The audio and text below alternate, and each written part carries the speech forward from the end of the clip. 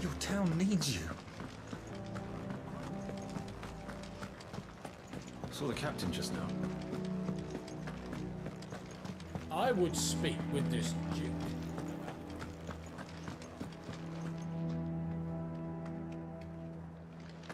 What does the dame have to say about all this, I wonder? Surely she can't allow it.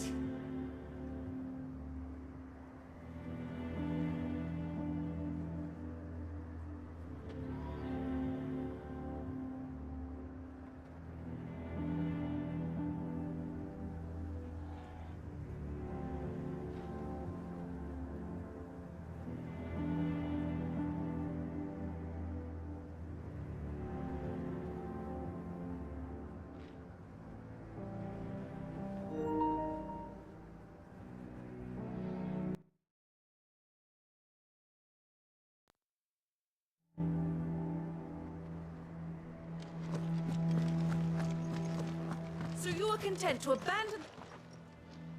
Please, I beseech you. If you are a true son of Northreach, you must fight to defend your home. That's exactly what I am doing, milady. Or trying to, at least. The land is crawling with fiends, and someone has to keep watch. Even when our true enemy is hiding in the garrison? Fine.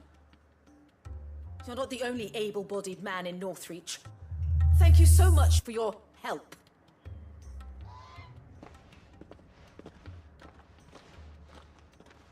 She cornered you too, then? Could hardly get a word in edgeways. Like father, like daughter, eh? Earlier, hoping to convince the Dame to join her in fomenting rebellion. I bet that went well. Her ladyship seems to have a way with people. Anyway, what brings you here? Our mutual friend thought you might welcome some help. Oh, she did she? Right as always. In fact, you're just the man. We've had some reports, you see. Sightings of, you know what. They're back. Seems that way. All over, too. We haven't been able to confirm anything yet, but if you're willing, you could go and see what's what. Right. Where should I look? You know Grieger's Weep? One of the sightings places them somewhere on its shores. I'm on my way. Thank you, Clive. I'll look into one of the other sightings. Let's rendezvous back here later.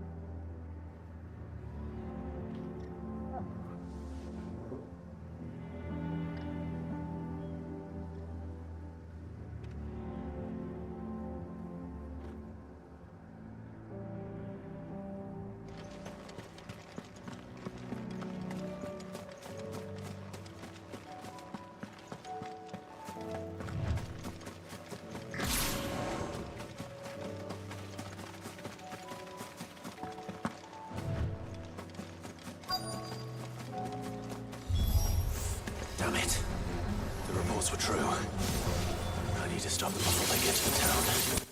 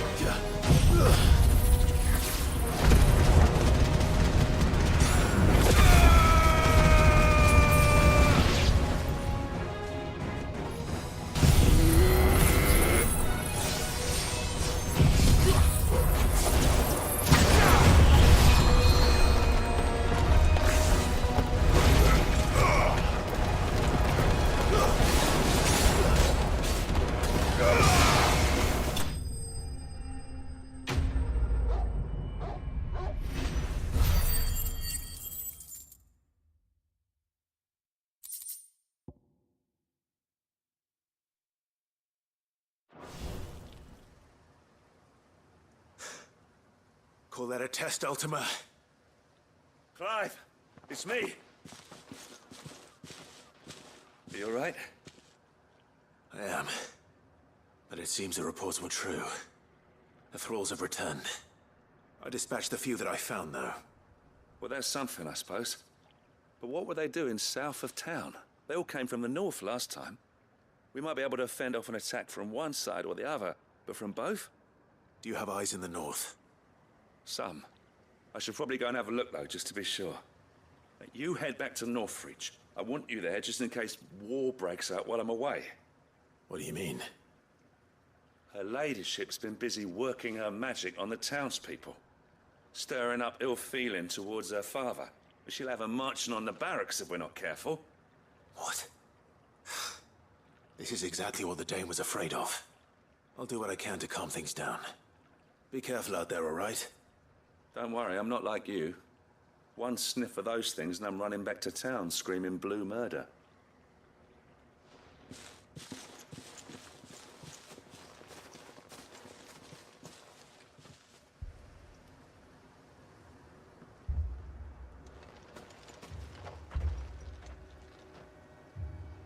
Do you not see, Father? The people of Northreach have given enough, and only a fool would ask for more.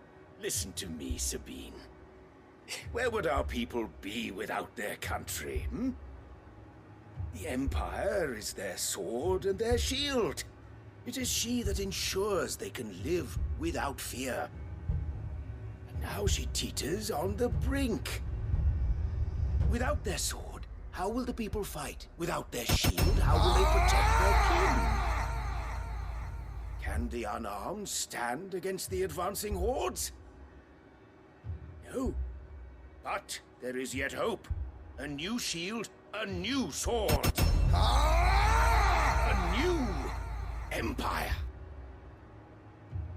We can rebuild Sandbreck, just as Great Griga wills it. Perhaps we could, Father. But we don't want to. Not if it is built on the broken backs of the people. Please, let us not quarrel in the street. You must see that no good will come of this. Our fight is not with each other, but with the threat that draws ever closer to our gates.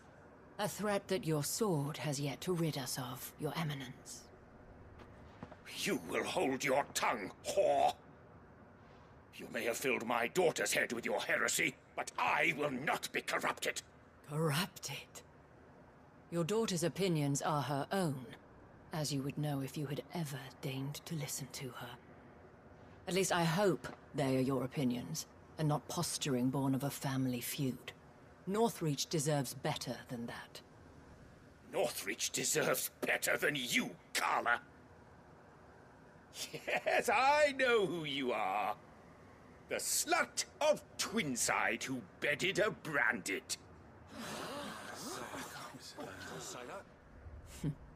Jealous, are you?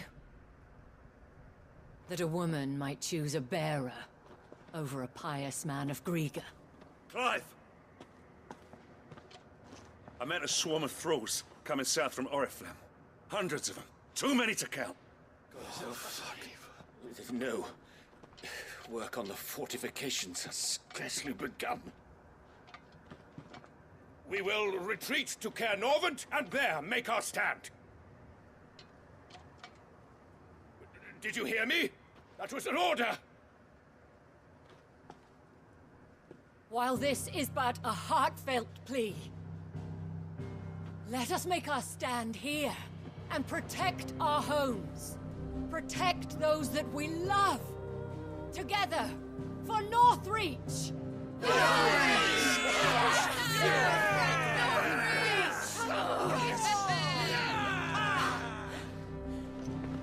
You heard the dame? What are we waiting for? Pikemen to the gates. Archers to the roofs. Quickly, come on!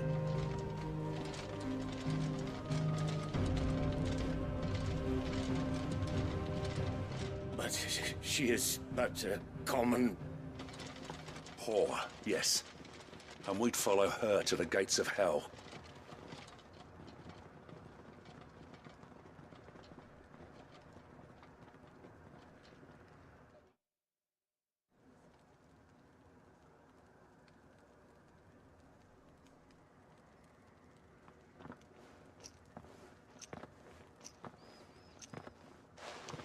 The men have their orders, and they look like following them. I got them spaced out at regular intervals. Whichever direction the thralls strike from, there'll be someone there to meet them. Thank you, Philippe. Rest assured, the people will play their part. The herbalist has donated her stock of medicines to me. Should any of your men be injured, take them to the Vale. We'll see to them there. Thank you, milady. I will. I'll play my part too. You still won for numbers. Unlike the enemy. I only hope I can go some way to evening the odds. Philippe, can I leave the South in your hands? I doubt the thralls by the lake were the last of their number. Of course. I'll lead a party down that way so we don't get taken by surprise. What about you? I'll make my way up the road to Oriflamme. I've fought a few of these things. And while I can't promise to hold them all back, I should be able to thin the herd. All right. But take care. Thank you. Both of you. You can thank us when it's over. Till then, madame.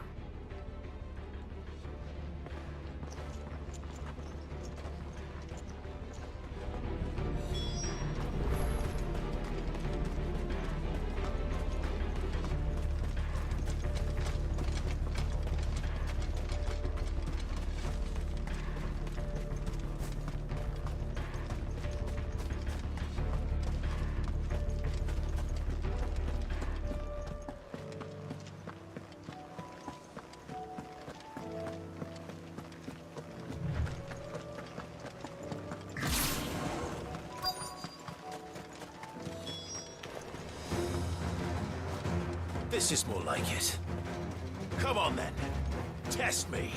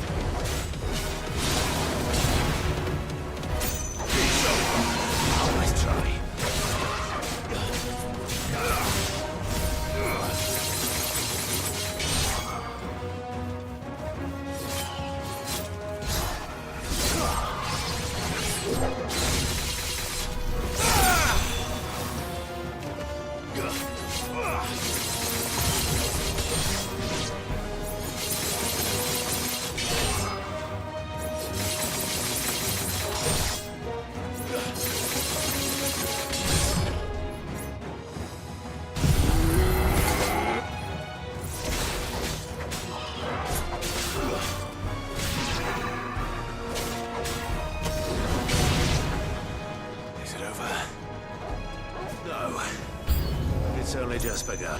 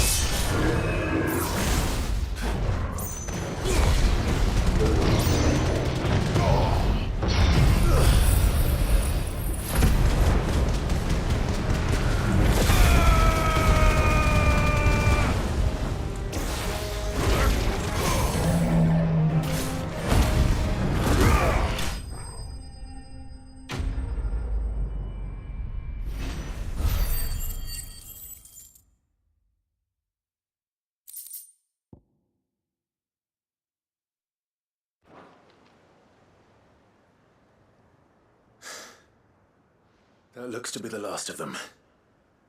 I wonder how the others fared. Better hurry back to town. Come on, Torgal.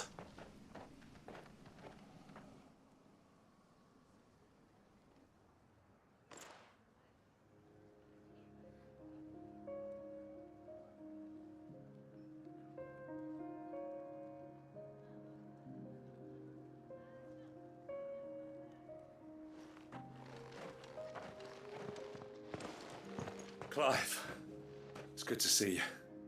And you. The road to Oriflamme is clear. How did you and your men fare? Well, we ended up fighting for our lives down by the lake. Took a few nicks, but nothing the girls of the Vale can't put right. Glad to hear it. Well, it seems we've survived.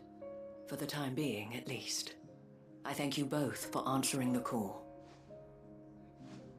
You were right. And I was wrong. About everything. I had thought that the only way to unite the people was under the banner of Empire. That without a strong hand to guide them, they would drift apart. To be borne hither and yon by the eddying currents of fate. But you brought them together. Not by force,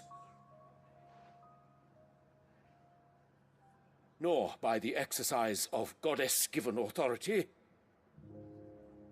but by simply being one of them. By knowing what they feel, because you feel it yourself. Our purpose was ever the same, Your Eminence. You were merely distracted by a loftier vision of empire and glory, while our eyes beheld matters closer to home. You have the right of it again. As did you, Sabine.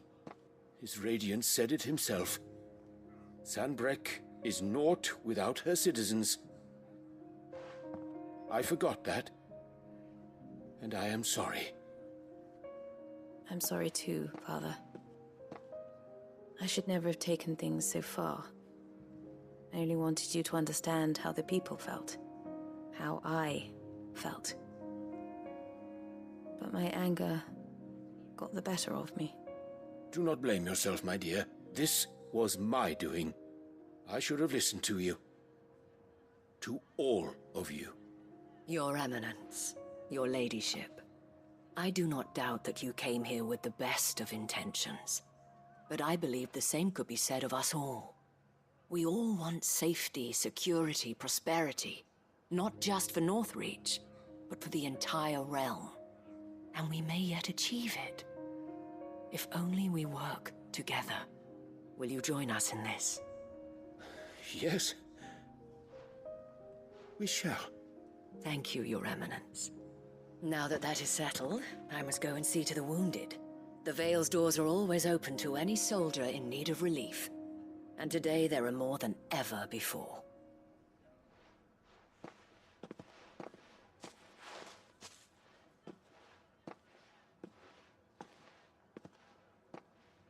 Madame Isabel is a rare soul indeed.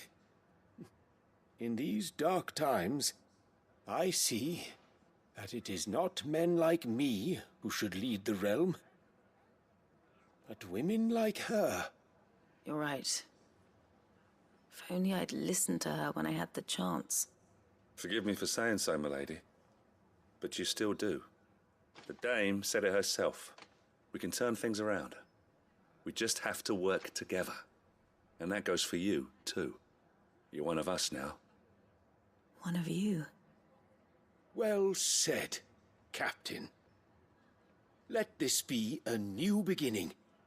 Not only for Sanbreque, but for us. Well, since there's nothing more to be done here, I should see if Isabel needs any help moving the wounded.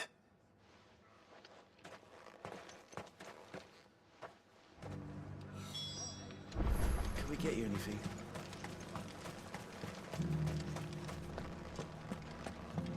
There's no need to worry any longer.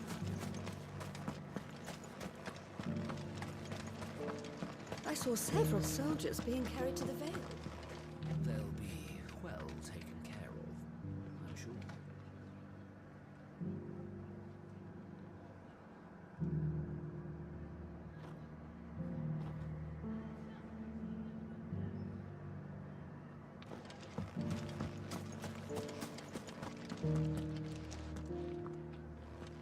How goes the treatment of the wounded? I'd be happy to man one end of a stretcher if it would help. You've helped quite enough for one day, Clive. Thank you. Don't mention it. Oh, but I must. After all you've done for this town, it is the very least you deserve. Tell me, if Northreach had fallen, what would you have done? A woman of your means could find a home anywhere in the realm, but I sense you would rather have died here. It's a long story. For you, madame, I have all the time in the world.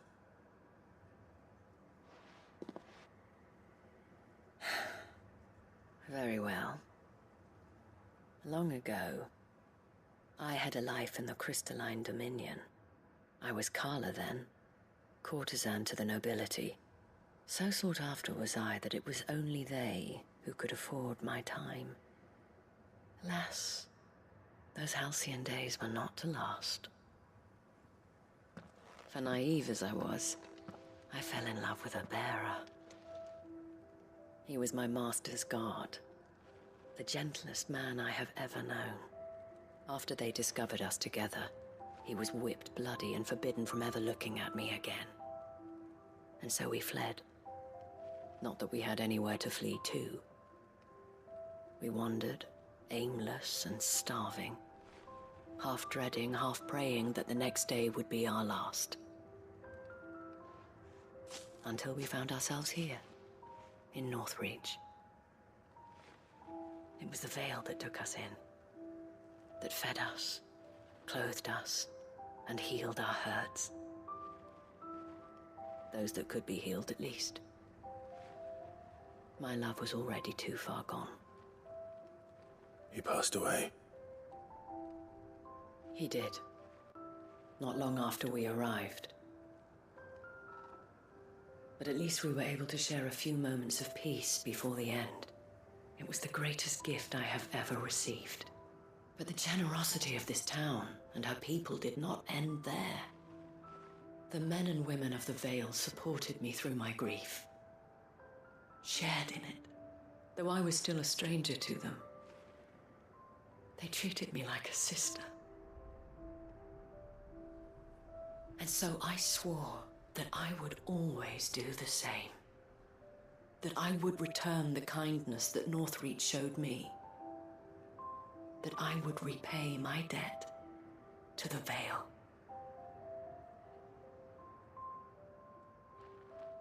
Thank you, Isabel, for sharing this with me.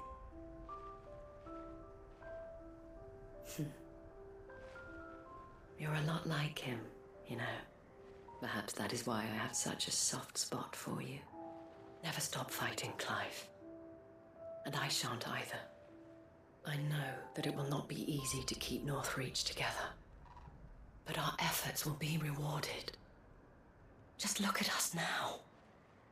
The people, the soldiers, even the Duke of Oriflamme and his daughter, all united in defense of this town that we have come to call our home. And what of you? Can we count on your support too? Always.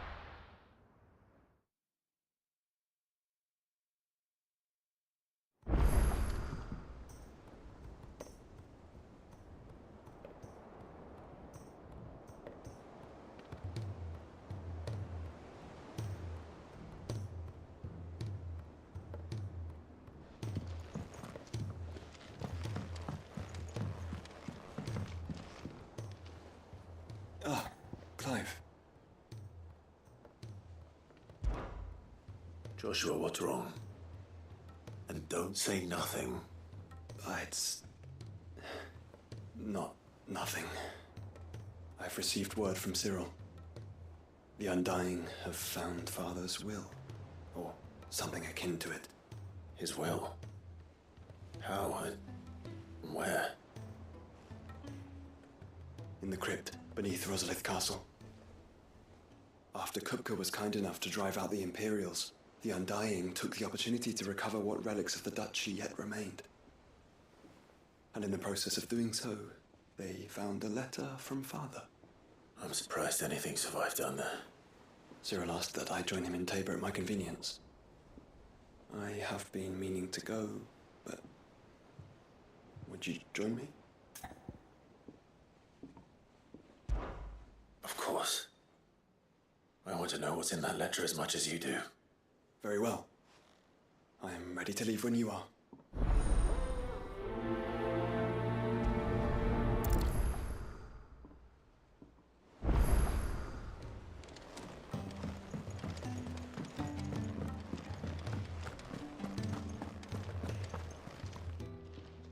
Clive. If you're gonna buy something, be quick about it. You'll not find a better price than that. It'd better all be here. Finished, are you? So what do I owe the honour? So, what'll it be?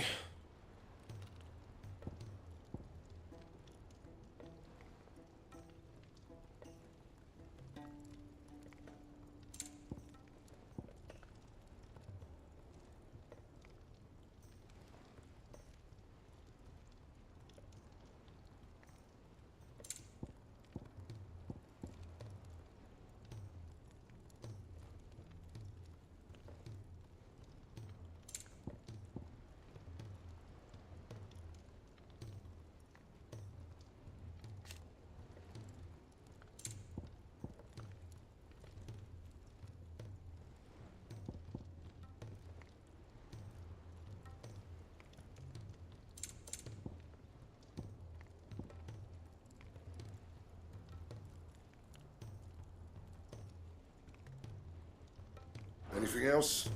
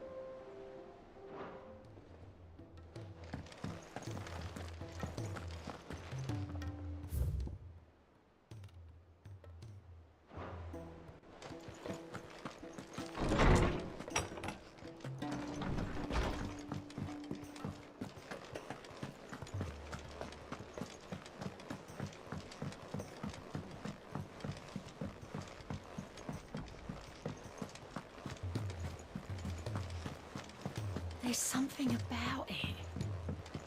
I feel like it's...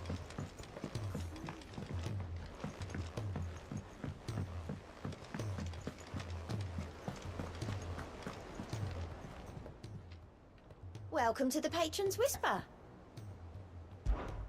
Come to claim your just desserts?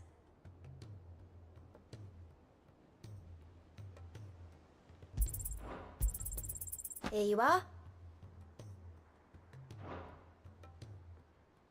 Best of luck out there, Sid.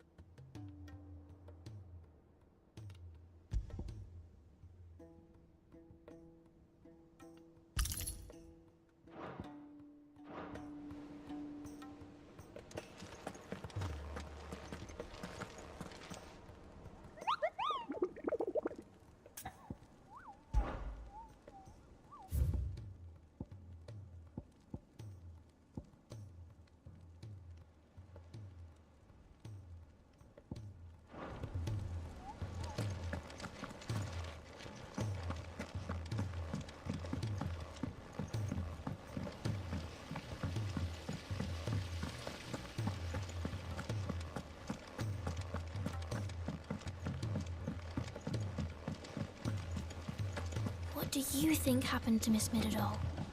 I heard she was kicked out of the university.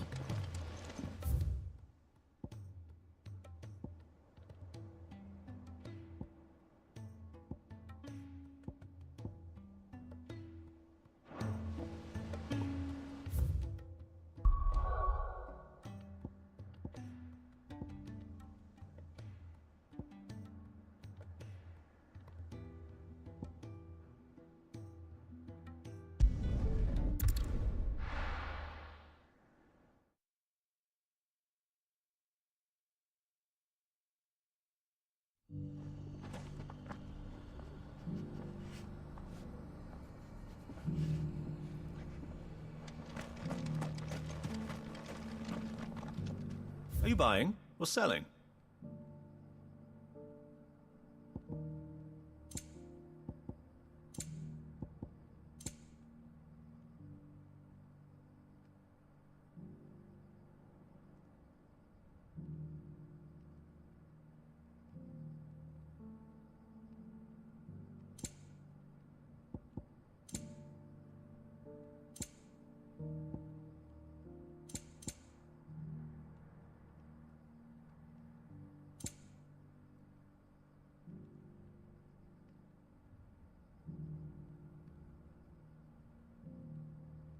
Go safely.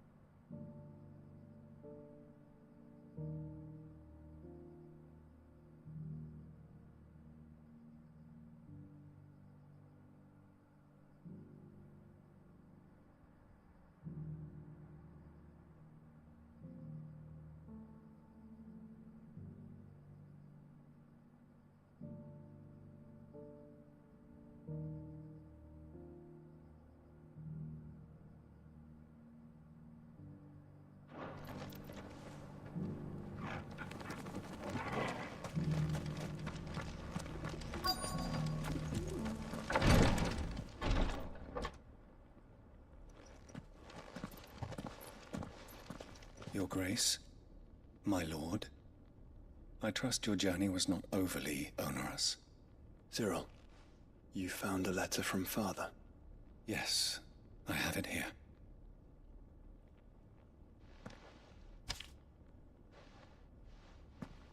If you would do us the honor, my lord.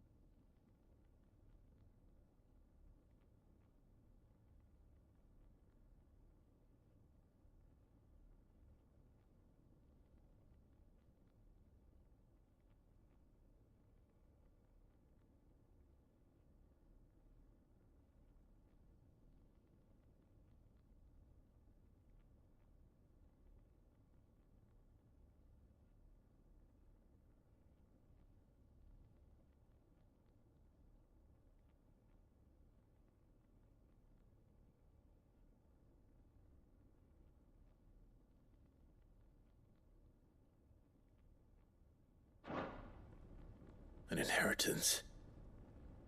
It would seem the late Archduke penned this missive shortly before his passing. The day before we left for Phoenix Gate. What are these plans he spoke of? His plans for the duchy, Your Grace. Your father entrusted them to my predecessor, the former bearer of the Burning Quill, who entrusted them in turn to me. The complete emancipation of bearers is their stated aim. But your father's dream did not end there. His Grace also spoke of building hospices to care for those stricken by the curse, and the founding of a new university to further the development of non-magical technologies. With the blight spreading ever more widely across the twins, Archduke Elwyn saw this as the only means of securing Rosaria's survival. He wished to see men and bearers treated as equals. To see centuries of common wisdom overturned. Small wonder he did not think it achievable within his lifetime. But he thought it achievable nonetheless. Had he not, he would never have written this message. Nor would he have entrusted his vision to his most faithful aides. Those who would have stood with you, shielded you from the machinations of the less benevolent personages at court. It's a pity only they are still with us. It is true that those most loyal to your father were the first to suffer the Duchess's wrath. But one at least remains, and she has come bearing gifts. What do you mean? Mayhap it is better that she explain, my lord.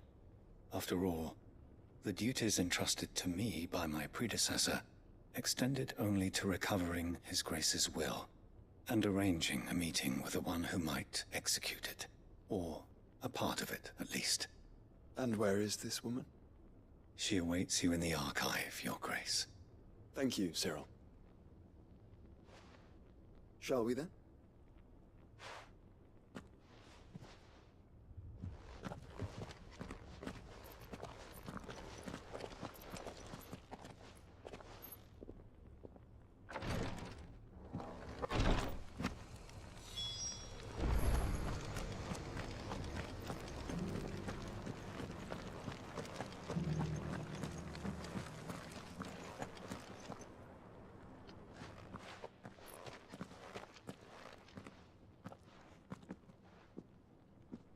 My lord, Your Grace. I hardly recognize you. I am Goditha, retainer of House Rosfield, loyal servant to the Phoenix and his shields. Your father, the Archduke Elwyn, entrusted me with the delivery of a gift. I only hope you can forgive my tardiness in bringing it to you. Lift up your head, Lady Goditha. You have our gratitude for your service to our house and to our father. I merely did my duty, as any proud Rosarian would. My lady, perhaps you could explain a little more? What exactly is the gift you bring?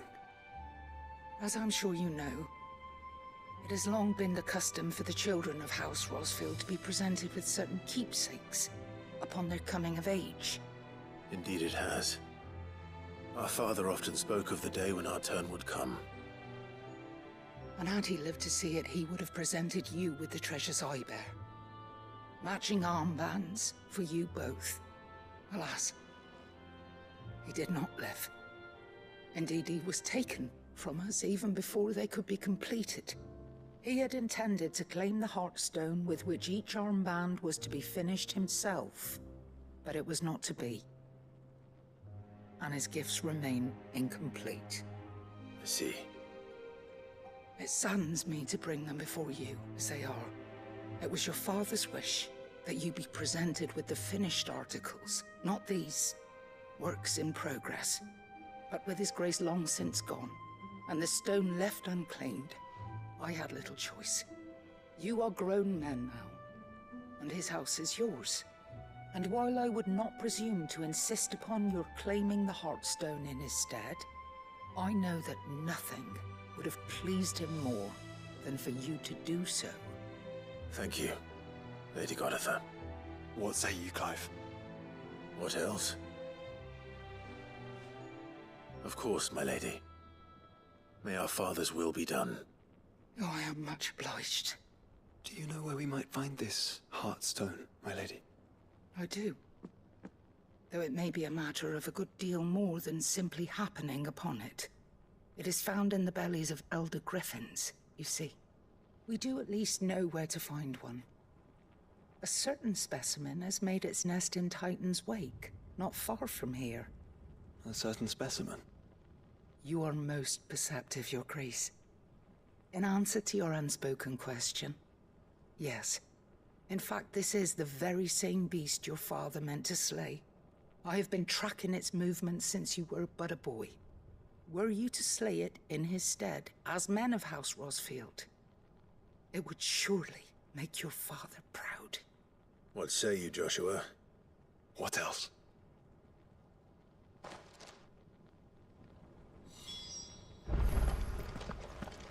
Titan's Wake is to the south.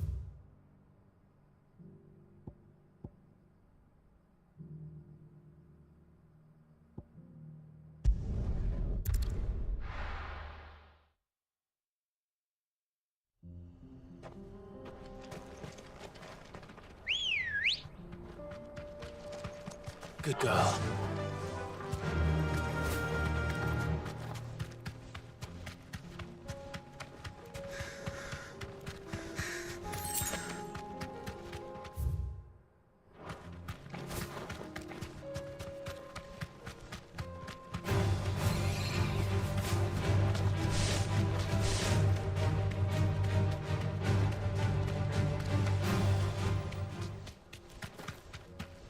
Eyes peeled, Joshua. Straight home now.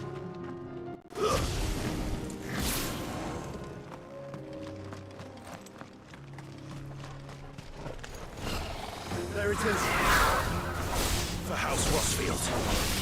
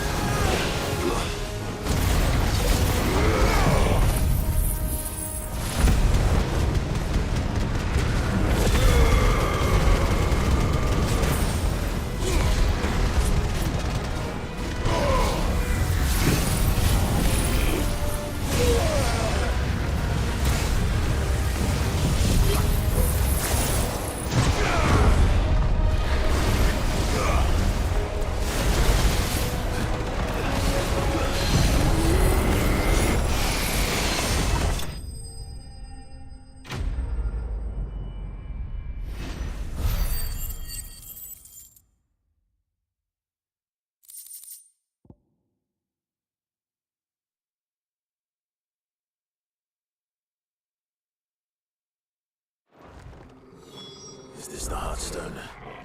I expect Lady Goditha will know.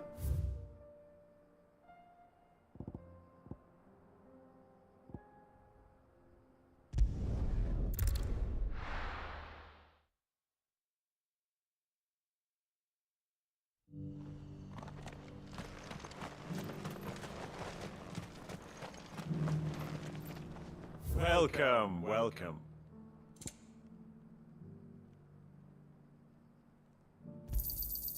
Anything else? Of course. Go safely.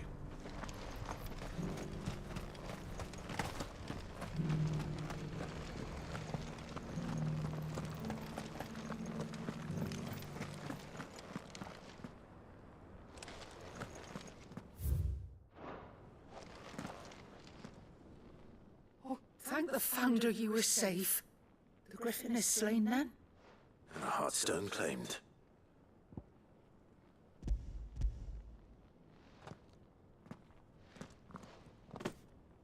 Yes. This radiant luster, like frozen flame, is just as your father described it. Thank you, my lord. Your Grace. Your father would be so proud. Lady Goditha, the lapidary is ready. Thank you, Cyril. I will be with him shortly. If you would excuse me, I shall have the stone cut and set forthwith.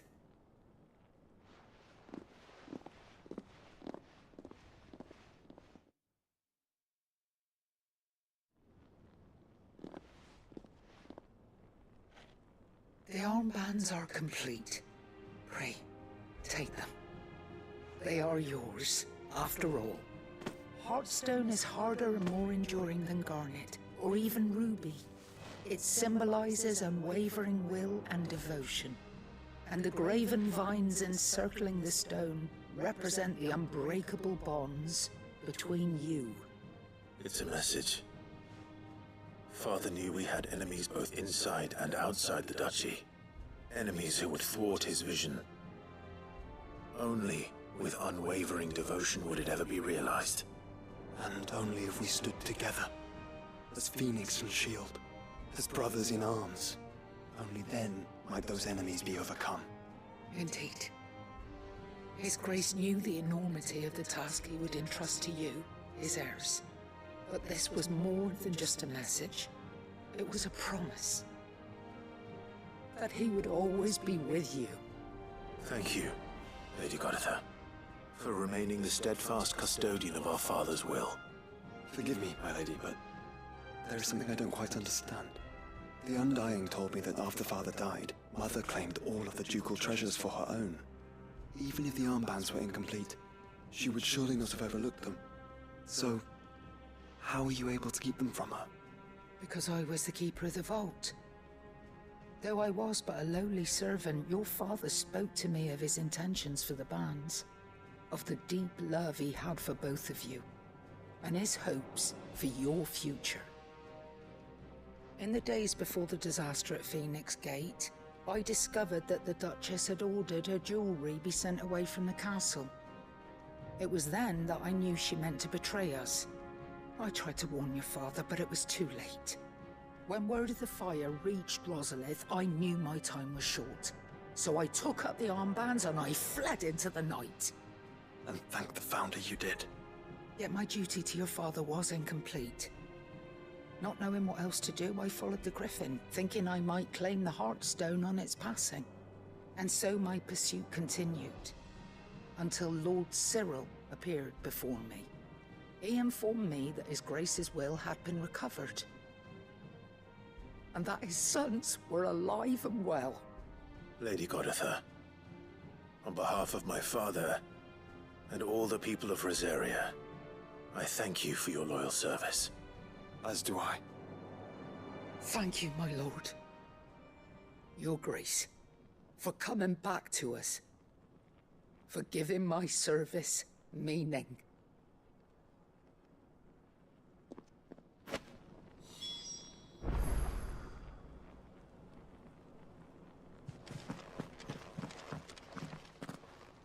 The bands suit you well. It must be gratifying to finally receive the inheritance that was denied you for so long. It is. And we thank you for the part you played, Cyril. If you would permit me to play my part a little longer, might I suggest that you make your way to your father's memorial atop Hawk's Cry Cliff? Let him see that you have received his blessing, and that his vision lives on in you. I suppose it would be churlish not to. What do you say, Clive? Shall we pay Father a visit? I think we should. I was hoping to be able to offer him my thanks before we left for Origin. Your father's helm is enshrined there. It has been since the day we recovered it from Phoenix Gate. I prithee claim it, for it too is a part of your inheritance, and I do not doubt that your father would prefer it in your hands than perched upon some lonely rock. Thank you, Cyril.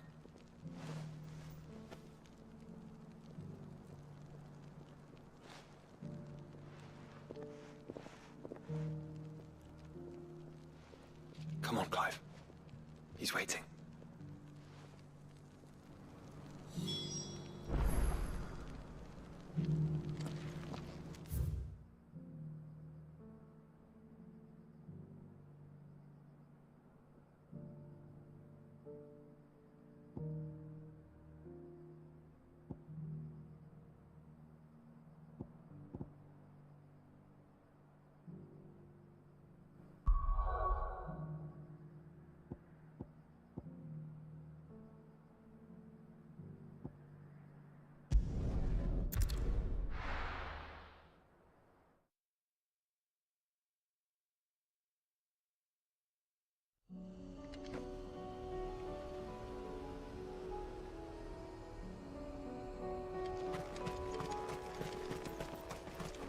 Unwavering will and an unbreakable bond.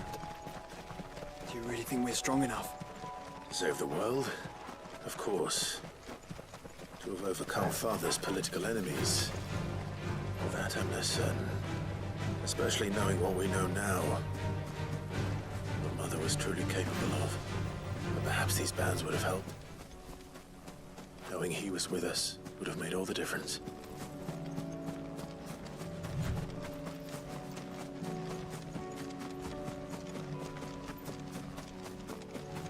It's just back there.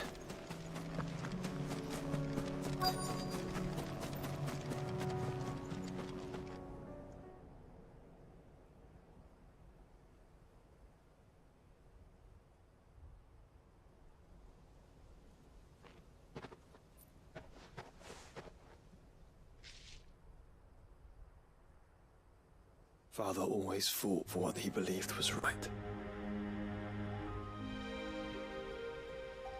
It wasn't until that night at Phoenix Gate that I realized I had never fought for anything. I always had someone else to do the fighting for me.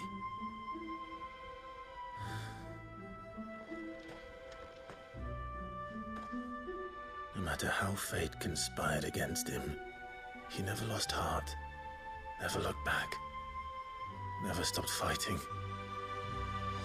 To me, he was the greatest of men. And I've been trying to live up to his ideals ever since.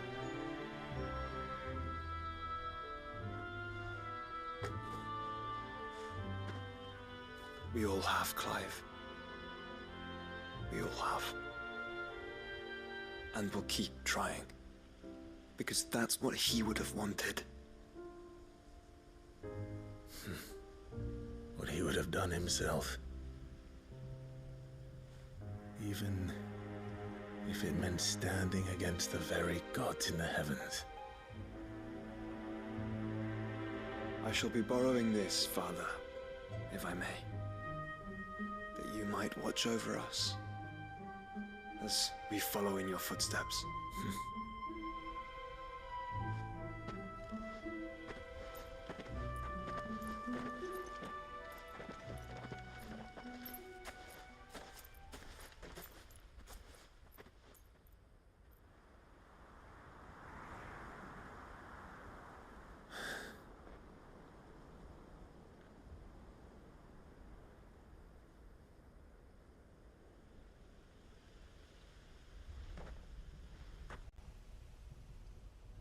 We won't lay you down.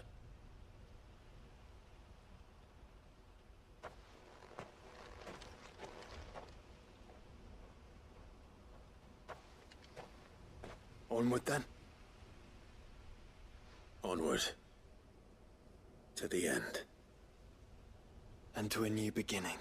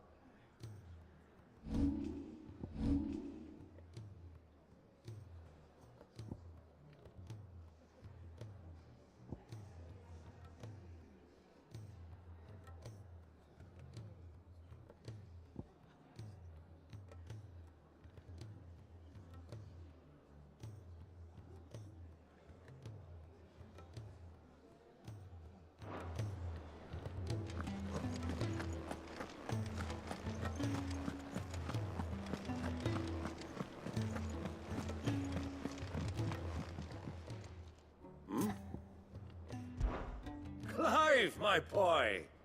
Rutherford informs me that we owe you our thanks. Hadn't intended for you to get involved, but such are the times we live in, huh? I would have done the same for anyone else. You're far too modest, Clive. You'd make a terrible nobleman. But tell me, is the realm truly in as dire a state as Rutherford suggests? From what little I saw, you were right to be worried. I suppose I should have expected the worst. But I was rather hoping the great and good of the realm might have things a little more under control. Alas, it seems that firm leadership is in short supply these days, and without it, the people are bound to lose their way. We must move quickly. But where do we start? True, the challenges that face us are many. But in my estimation, there are two key areas to be addressed before any other. The realm's armies, and her larders. As you've seen firsthand, it's every man and woman for themselves out there. Certain cities have banded together to try and maintain some semblance of order, yes? But such cases are few and far between. And yet, the only remedy for the chaos that faces us is unity. A unity that transcends even the borders laid down by our ancestors. In short, if Storm does not stand together, she will fall apart. But how would one even begin to unite the realm? The armies, my boy. As I told you already, we begin by restoring order among the ranks of those sworn to maintain it. Sadly, I doubt I could convince even the lowliest gaggle of privates to dig a latrine together. But I do know someone the High Commanders have been known to listen to on occasion. Field Marshal Eugen Havel. I thought he was retired. He was, until an Akashic army tore through Randalar and killed most of the rank and file. There is no man alive more capable. Literally. And as luck would have it, I've already spoken with him on the matter. Of course you have. And he's agreed to help. On one condition. That he first speaks with you personally. Havel has always been a man of frustratingly rigid principle, and he has certain qualms about clasping arms with, well, with an outlaw. I extolled your many virtues as best I could, of course, but the old goat was adamant that he be allowed to appraise you in person. You don't mind, do you, my boy?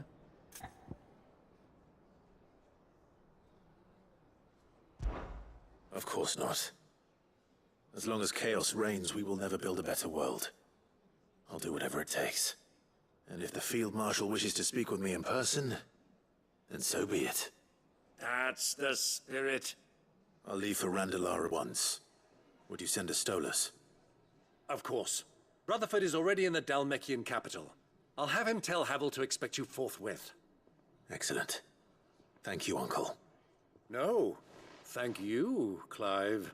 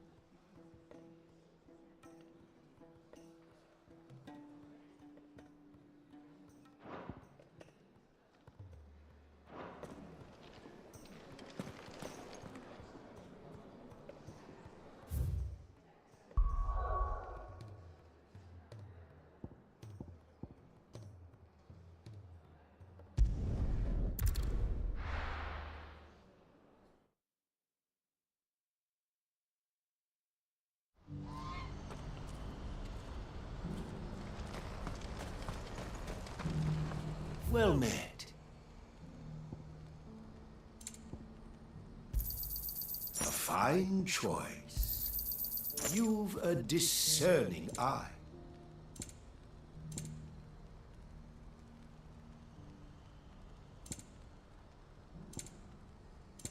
Farewell. Do you see that too?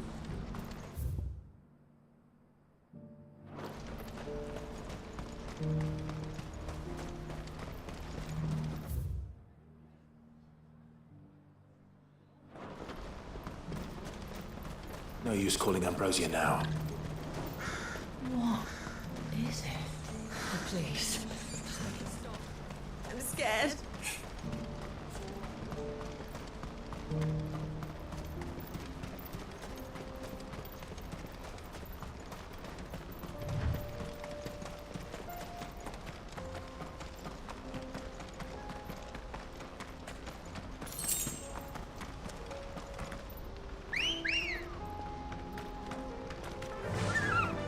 Fly, Ambrosia.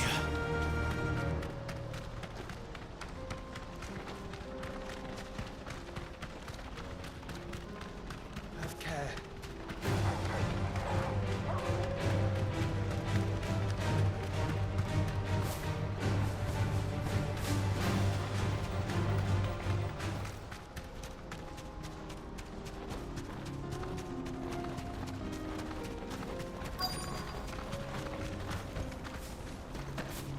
That can't be Rutherford, can it?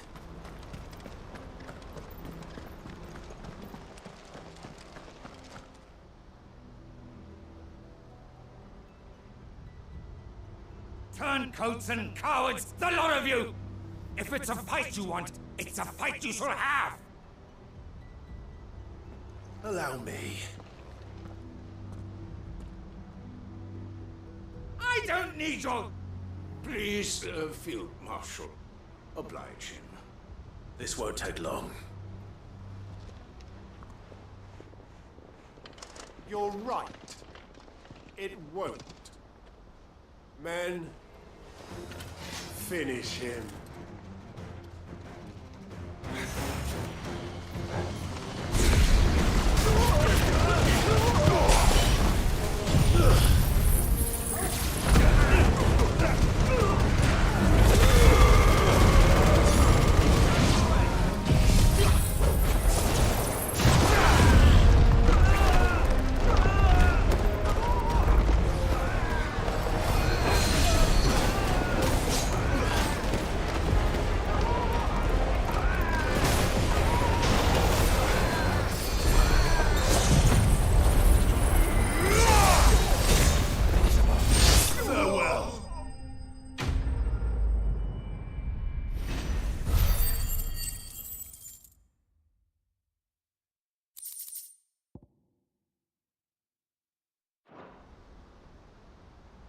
A little longer than I'd have liked.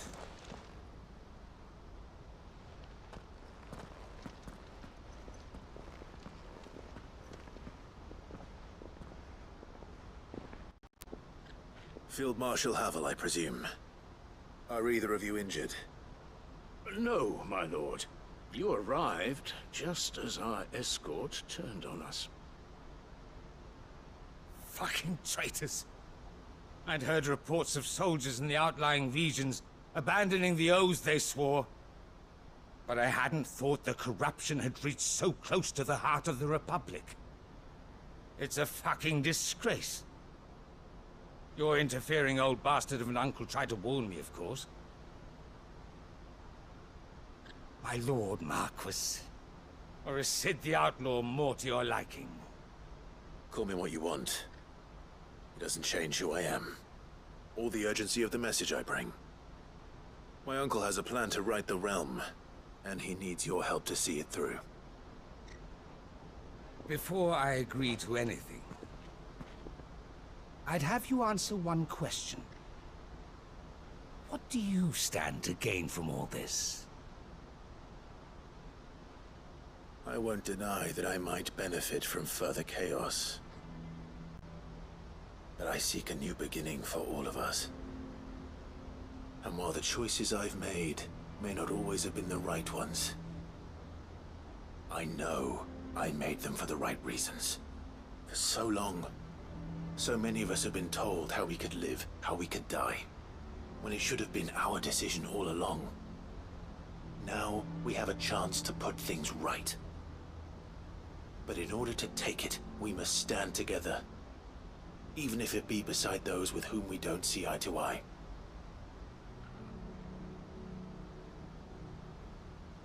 Certainly not the words I expected from an outlaw.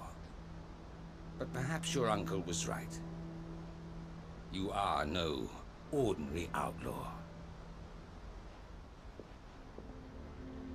I'll never hear the end of this. All right. I'll start by ordering my most trusted guard to bring the Dalmekian fringes under control.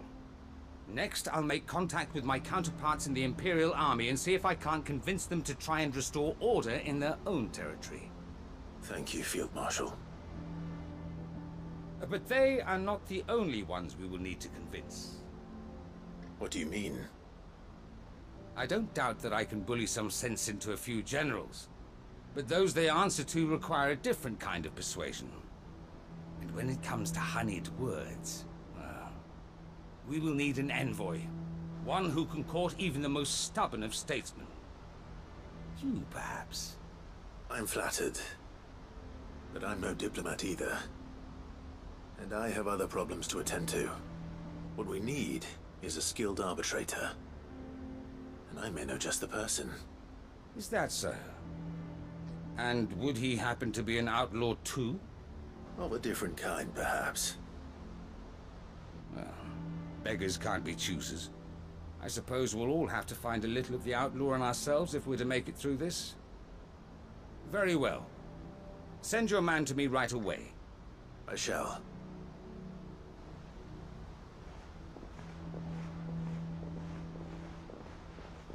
My Lord Marquis. Your Lord Uncle bade me escort the Field Marshal to his manor in Port Isolde. And I will see that my associate joins you there. Very good, my lord.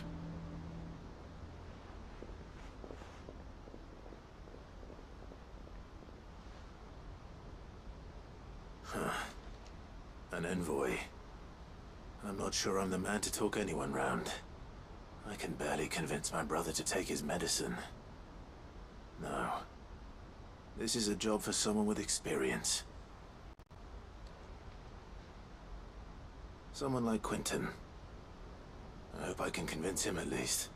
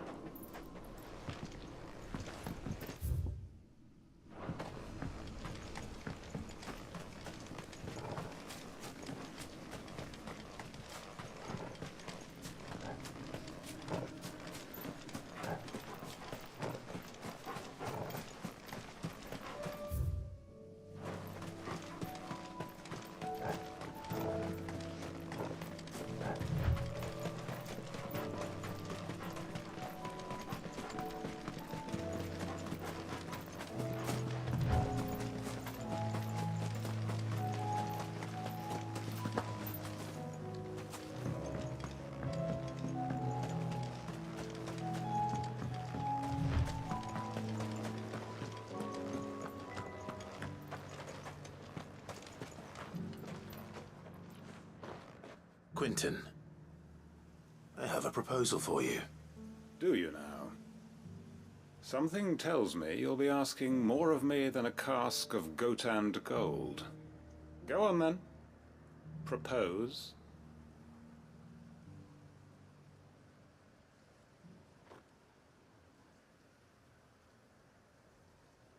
You'd have me convince the chiefs and chamberlains of the realm that they should simply swallow their pride and do the one thing that has proved impossible for thousands of years. Was there anything else? Perhaps I can fetch you a meat pie as well. I know it's a lot to ask, but I can think of none better suited to the role. And you'd have me give up what little I have left to do it. I told you, Clive. The people of Lostwing are my family, and I cannot abandon them. You'll have to find someone else. I'm sorry to hear that. So am I. And why might that be? What he's asking. How's it any different to what you've done so far? They want you to speak for those who can't speak for themselves. That's what you do best. If it's the vineyard you're worried about, we'll see that the grapes are picked and the tons filled. You know we will. It's not that. Then what is it? You said yourself we're family. Don't you trust us? You know that's not what I'm... Then what are you saying? That only we are worth saving? Why turn your back on everyone else? You convinced us we could build new lives for ourselves, and if you can do that, who's to say you couldn't convince the entire realm? A stirring argument. I fear that any rejoinder I make might fall somewhat flat by comparison. So you'll join us? Where do you need me? Field Marshal Havel will want to speak with you in person. He's currently in Port Isolde. I can arrange for a party of Cursebreakers to accompany you there. That would be very much appreciated. I hear the roads are far from safe these days. Hopefully not for long. My uncle will want to know that his plan is taking shape.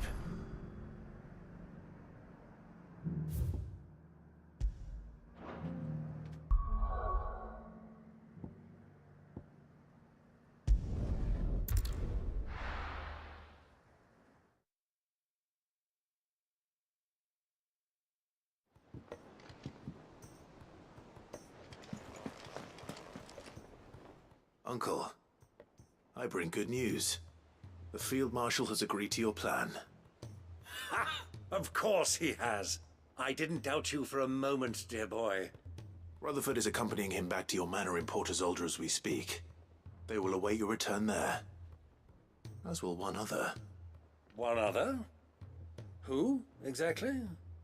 Lord Havel was concerned that even if he could get the realm's armies to agree to an accord, he might not be as successful in convincing those with political power. He asked if I might have a solution, and I suggested a certain Imperial Lord Magistrate turned Liberator. One of your co-conspirators? Master Quinton would probably call me one of his, but yes. Another outlaw, then. Just the thing we need to put these rotten politicos in their places. Good thinking, Clive. I'm glad you approve. The more the merrier, eh? Uncle, assuming Havel and Quinton can solve our problem with the armies, you still haven't mentioned how we might manage the grain shortages. Oh, don't you worry, my boy. The 7 high houses will be seeing to that. They have all agreed to make the most generous of donations. Oh, of course, it did take a little persuasion, but luckily I had some unexpected help. From who? Why, you, my boy. Rumor has it that you rescued the Lady Ariane's head steward Rockford from a horde of bloodthirsty bandits. It was more of a handful. Well, the old battle-axe was so pleased. She had a shipload of talents delivered to my private docks by the next new moon. And when the other houses saw the parsimonious old crone's purse strings finally loosen, they as good as tripped over themselves in the rush to follow suit. I'm happy to hear it. Now, I must be getting back to the manor. Join us there at your earliest convenience, would you? Of course, Uncle.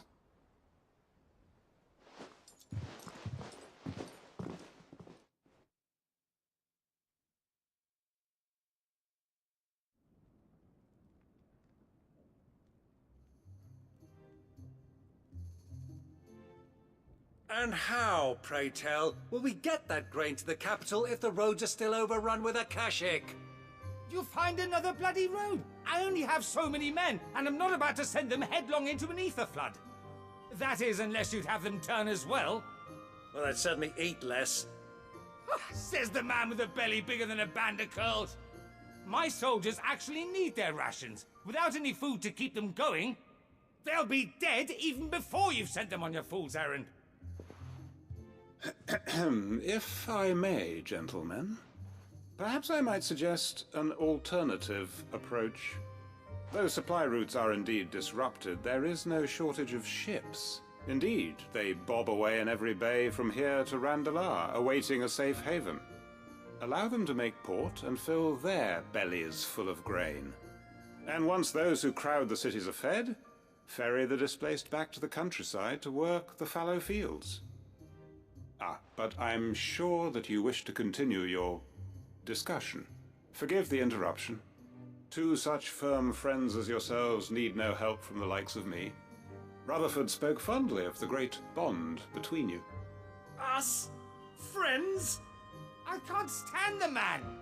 Clive, I'm beginning to question the quality of the company you keep. And what kind of company were you expecting him to keep? The man's a criminal! Criminal? How dare you? You are not fit to...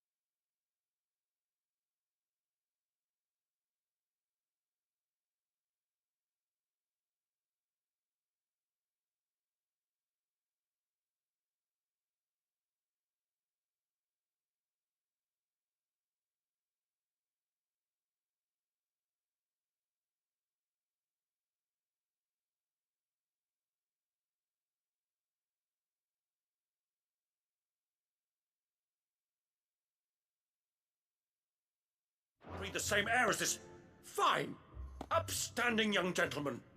Upstanding?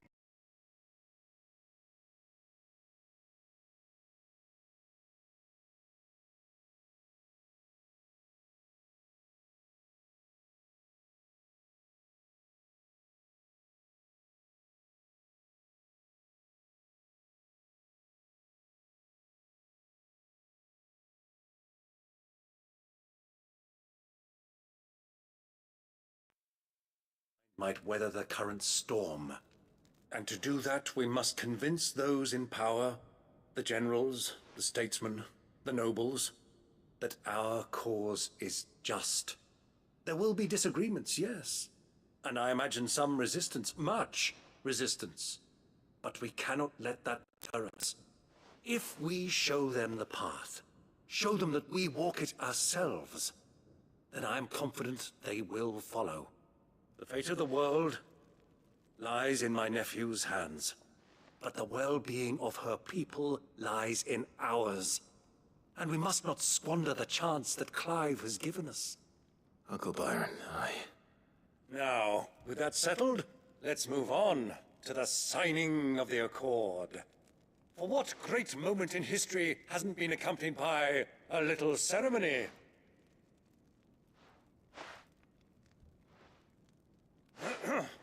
Citizens of Valisthea, I present to you the Tri-Unity. Rutherford, Mike Will.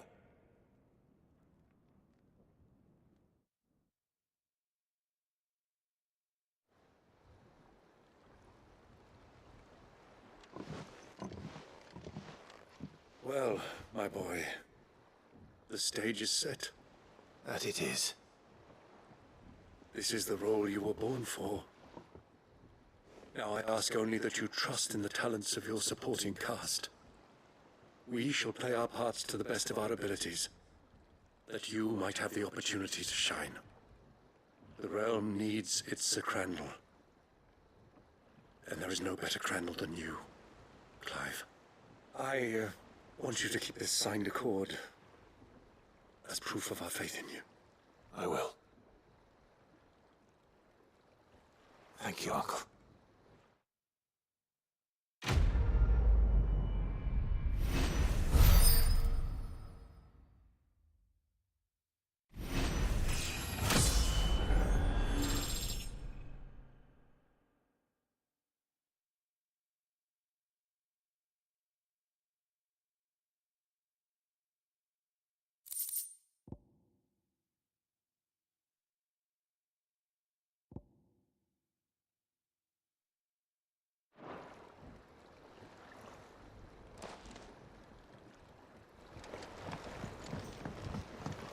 What do you think that thing is?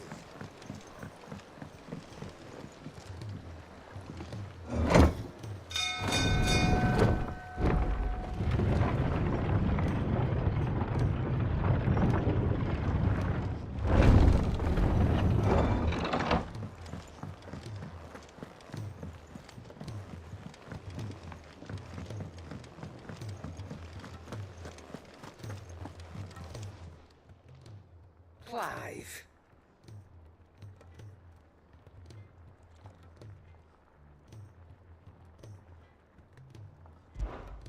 Go on, then.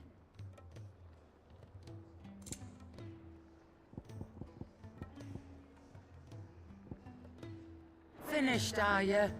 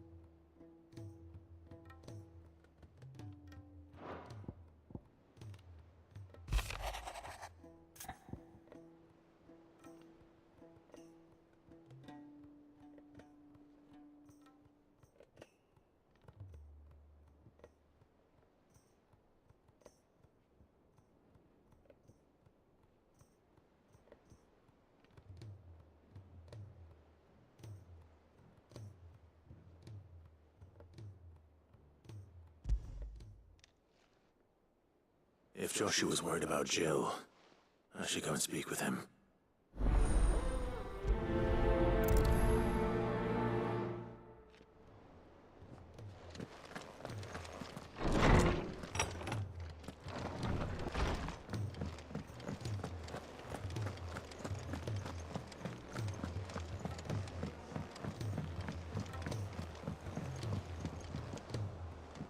Joshua, I read your message.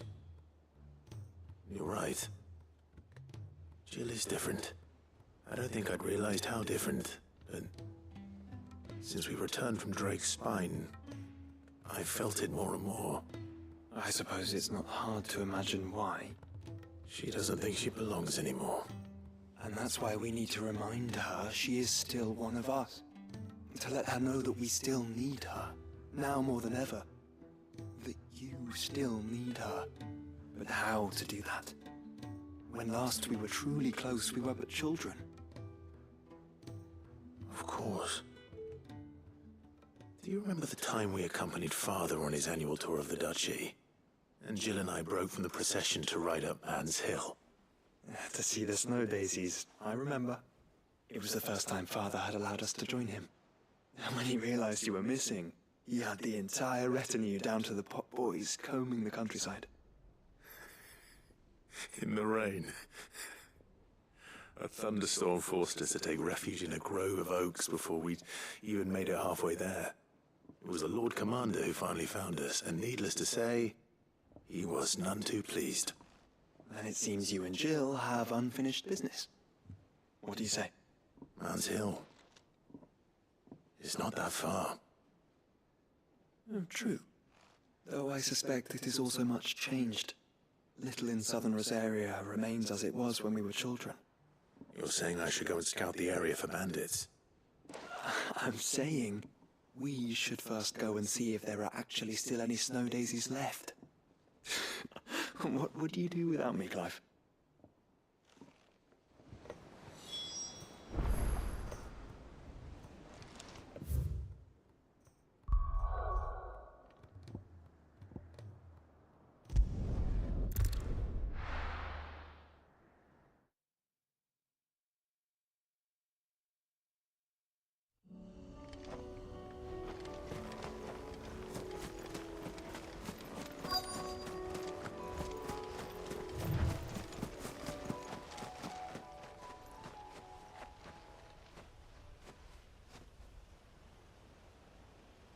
This is the place, but... I'm sorry, Clive.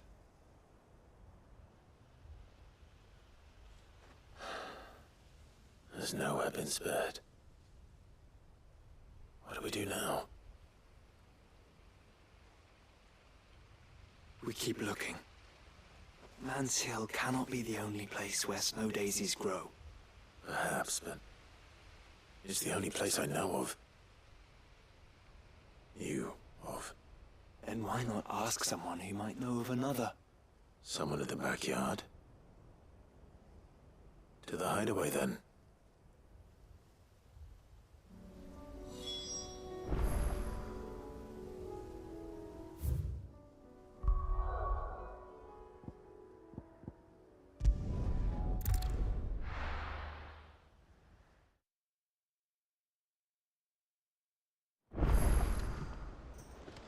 Let's hope one of the gardeners knows where to find snow daisies. There's something about it. I feel like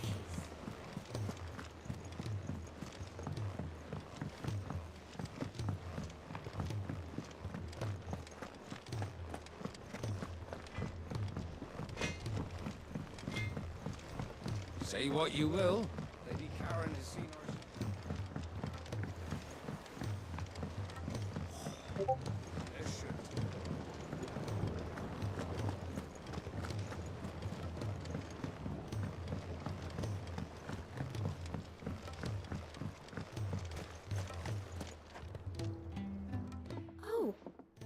What brings you down from the heavens, Sid? I need your advice. Joshua and I are looking for a place where snow daisies grow. Preferably in abundance. Snow daisies. Then you'll want somewhere not too hot and not too cold. And where the winds are strong enough to carry the seeds.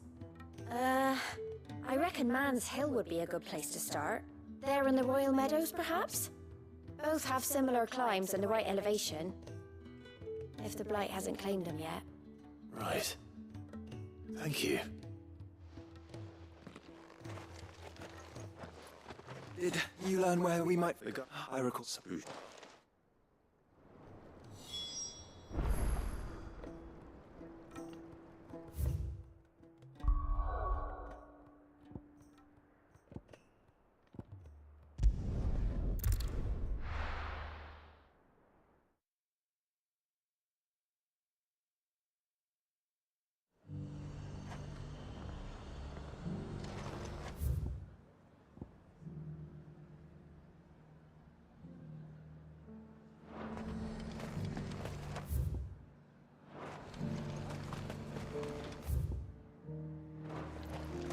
And how might I help the garrison today?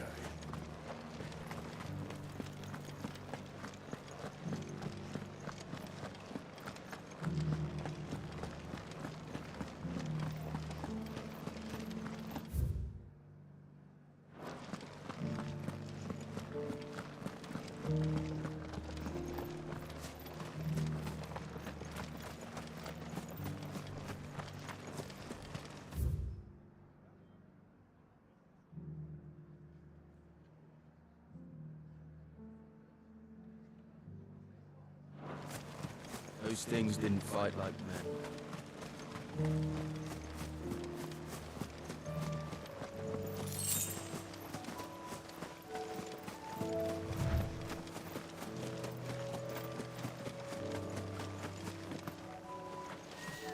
Destruction.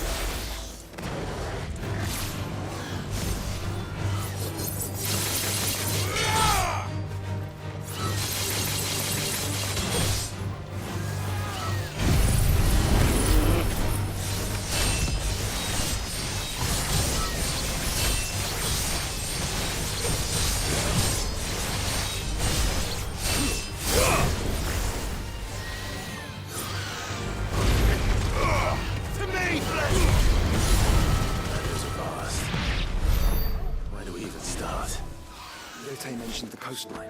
We can start there.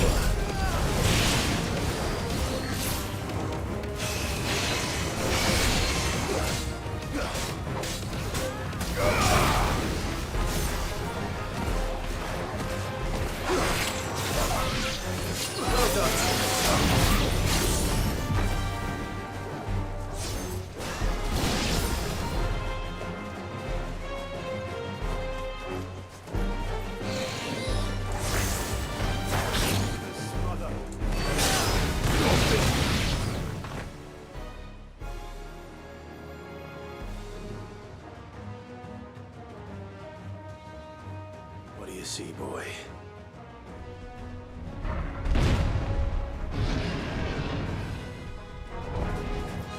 Let's hope this is the last one. Only one way to find out.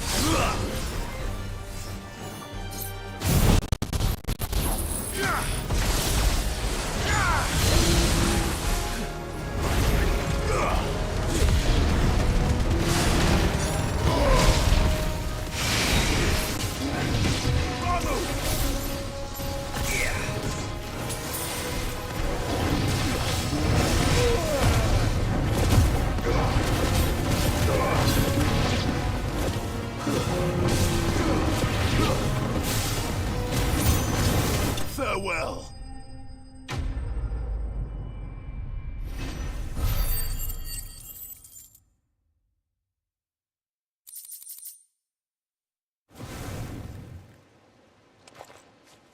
That was harder than I expected.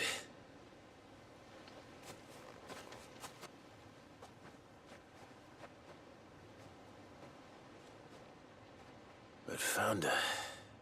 It was worth it. They're beautiful. Do you think Jill will like them? She'll love them. Come on. Let's go.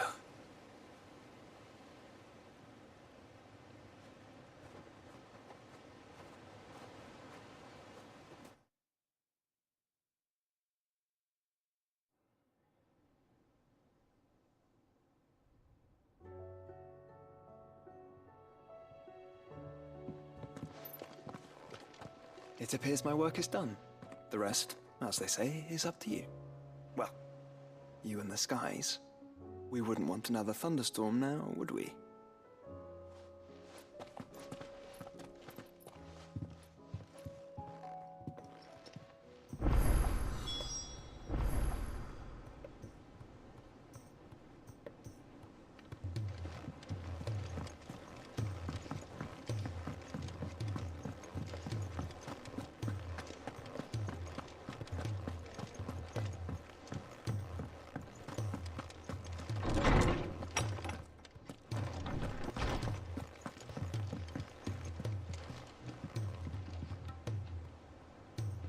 Jill, there's something I'd like to show you.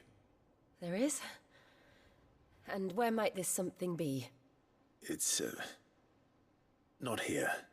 Now, I know this is sudden, but how would you fancy a trip to Oriflamme?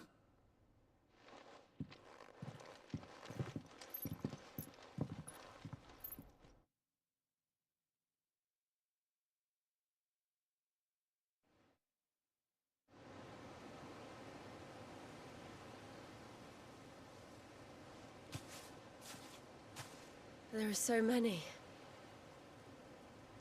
This is what you wanted to show me.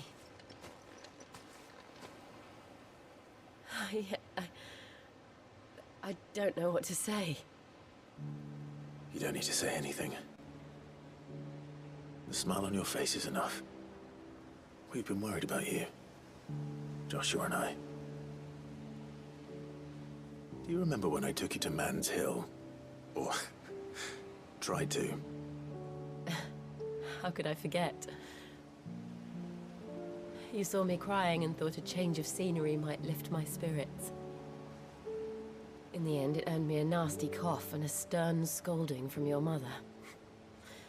But I felt wonderful nonetheless. I'm sorry. I had no idea what I was getting us both into.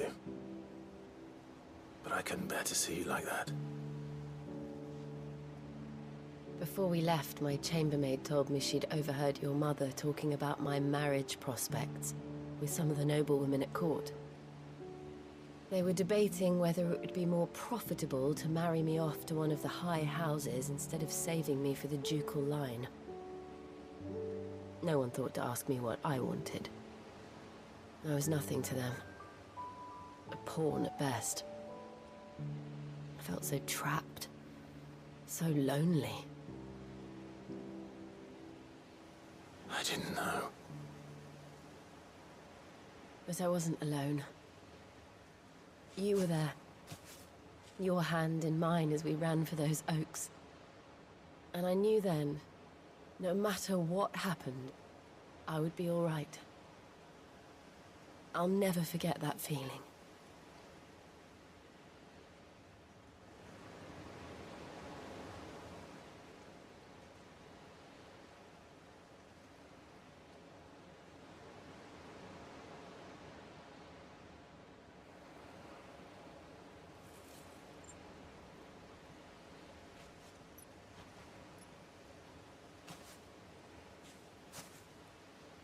Before we broke camp, the morning after the storm, do you know what I did? No? What? I slipped away from my governess to climb the tor. And from there I saw a sea of petals, all reaching for the sun. And I realized that no matter how terrible the night, dawn would always come.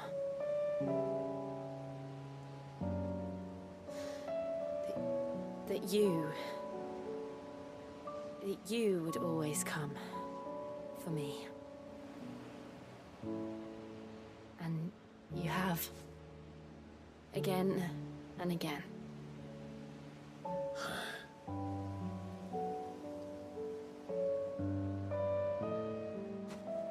Where do you see us? When all this is over?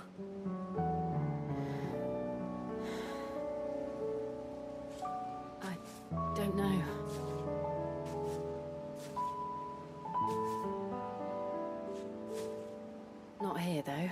I think I've outgrown the twins. After everything we've been through, the realm just seems so small.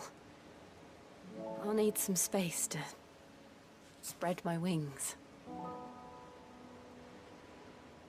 Then that's what you'll have. And I'll stop at nothing to see that you do.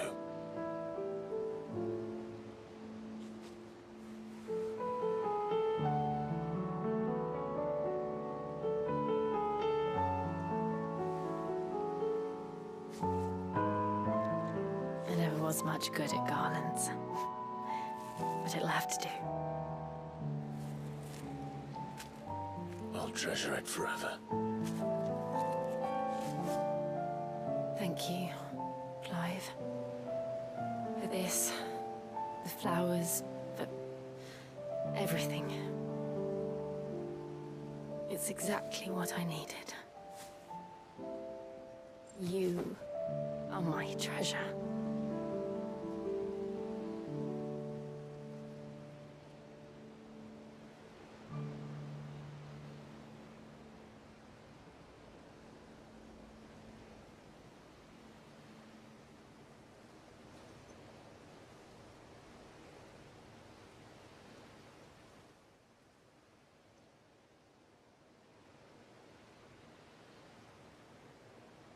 We should probably be getting back.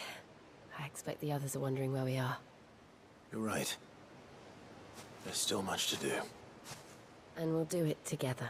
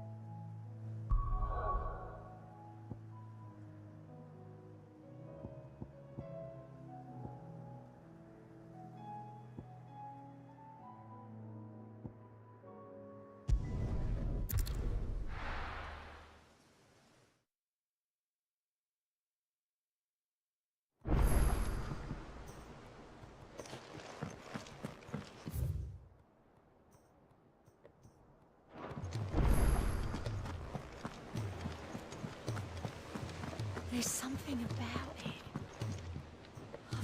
Sid, I was wondering if you could help me. It depends what with.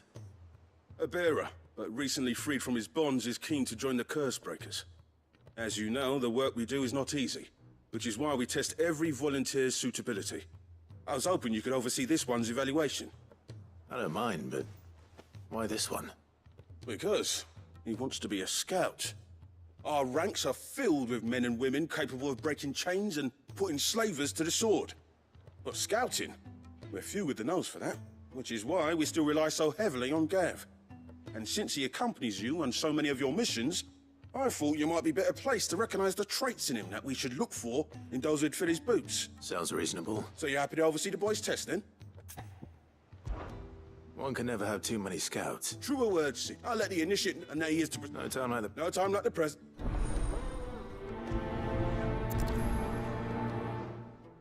Northreach. I don't suppose they could have... somewhere closer.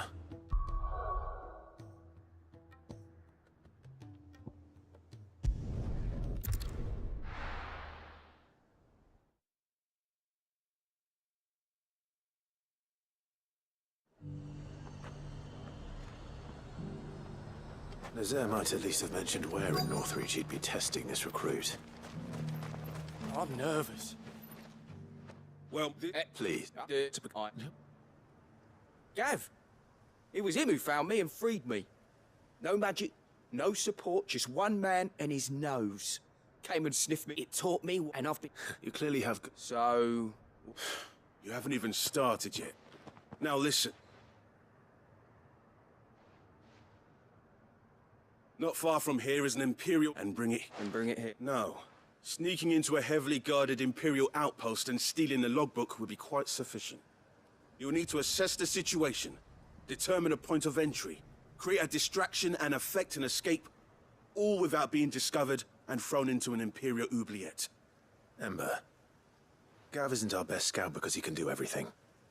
It's essential that you know your limits. Know my limits, right. I won't let you down.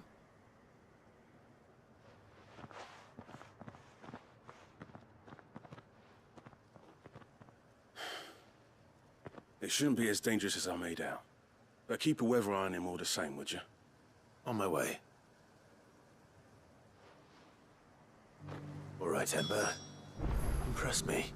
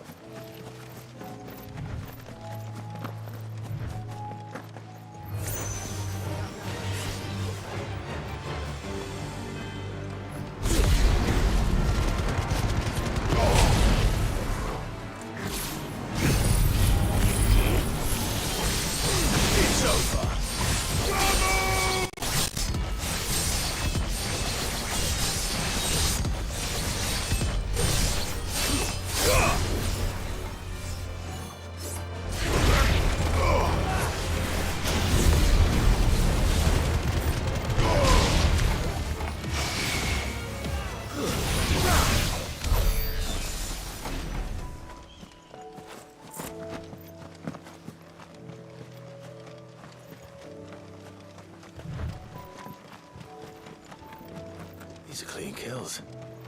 Perhaps young Ember really is ready. Or maybe not.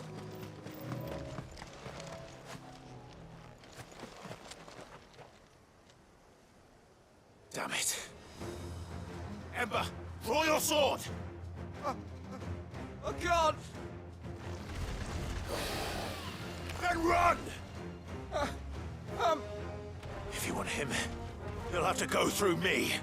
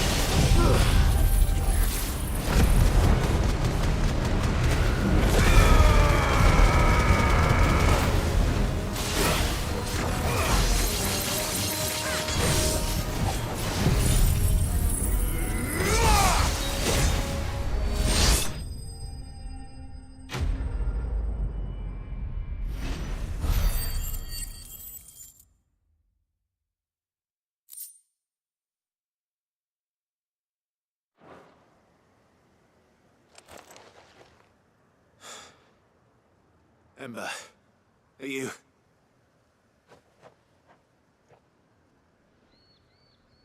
Gone. Of course. Scouts really are a rare breed.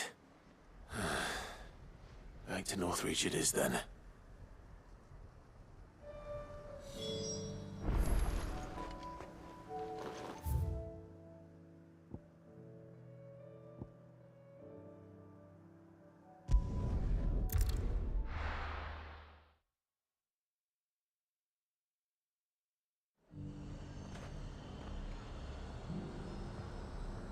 The garrison said they'd take another home. Spots. Those whites will think twice before attacking us.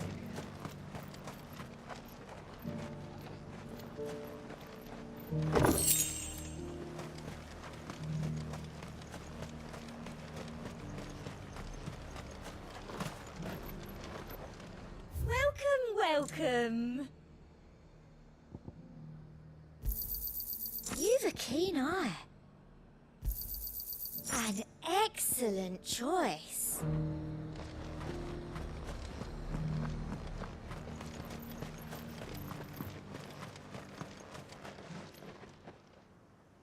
I didn't expect you back so soon. Where is Ember? How did he fare? I thought I'd find him with you. He must have fled. I followed him to Eastwatch, where I found him being set upon by a wild Avis. He was just standing there. Didn't even draw his sword. I had to step in and take care of things. But by the time I had, he was nowhere to be seen. I assumed he'd set off in your direction, but apparently not. I'm sorry, Sid. I knew the boy had a nervous streak, but he seemed like... The right man for the job? I believe this is the logbook you tasked me with retrieving. Hey? How did you... Don't you tell me you breached the tower while Sid was busy saving your skin. What? Wasn't that what you asked me to do? To bring the thing back without getting caught? He has you then, his heir. And he did it all on his own. But Sid, he did what he thought was best. And now I have to decide whether I agree. Of course. We'll await your evaluation back at the hideaway. Don't you leave my sight. Yes, Sergeant.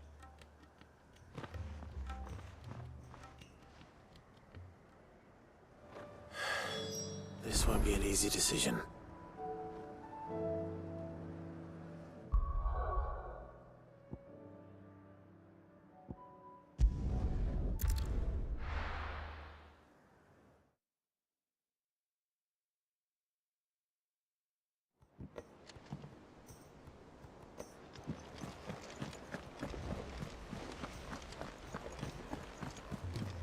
You should have seen it. Welcome back, Sid. Welcome back, Sid. Yes. Welcome back. Trip wasn't too much of a pain in the arse, I hope. Truth be told, it was me who suggested roping you in to help with the trial. But from what I hear, things didn't go quite as planned. No, they most certainly did not.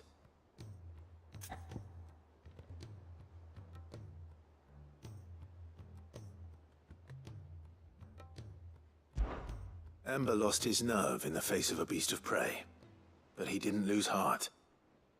He pressed on, and he achieved his aim. And is that not what we ask of our scouts? Indeed it is. Thank you for your honest appraisal, Sid. The fact remains, however, that Ember will not always have a battle-hardened warrior on hand to pluck him from the jaws of peril. All I have gleaned from this trial is that without someone watching his back, Ember is little more than a liability. Wait, Sergeant. Ember still has much to learn, it's true. And this time he was found wanting. But I'd say he's due a second chance, nonetheless. After all, he did do as you asked. With a bit of hard work, any hand can be made to hold a blade, and any mind can conquer its fears. But a scout's nose is different. You've either got one, or you ain't. And by sniffing out that log, young Ember here has shown he has a conk and a half. Wouldn't do to waste it now, would it? Fine. One more chance. I'll do whatever you ask. I'll spend my days and nights in the pit if I have to. I'll show you. Just you wait. Daft as a brush, that one. But his heart's in the right place. Just like someone else we know. And if you ask me, we've been leaning on him for far too long. About time the curse breakers took some of the weight off his shoulders, I reckon. It couldn't hurt. Just don't tell Gav I said so, will you? I won't have him thinking he's been hard done by. Next thing you know, he'll be asking for a day off. Chance would be a fine thing. Back to work. Forgive me, Sid. This did not play out as I expected. But that's why we need men like Ember more than ever. Men who can make the best out of a bad situation. Remember that. I will, Sid.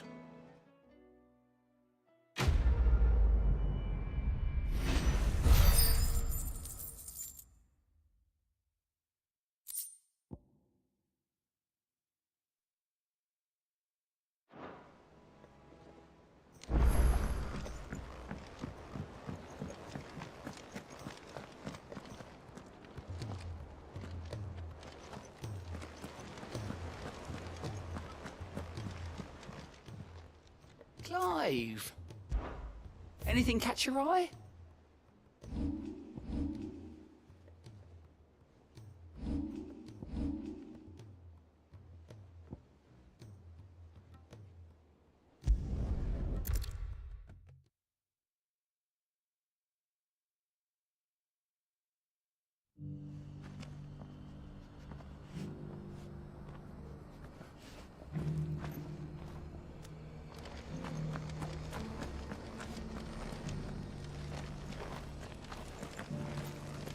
The bearer of the burning quill is within, my lord. Lord Marquis, if you have a moment. What is it, Cyril?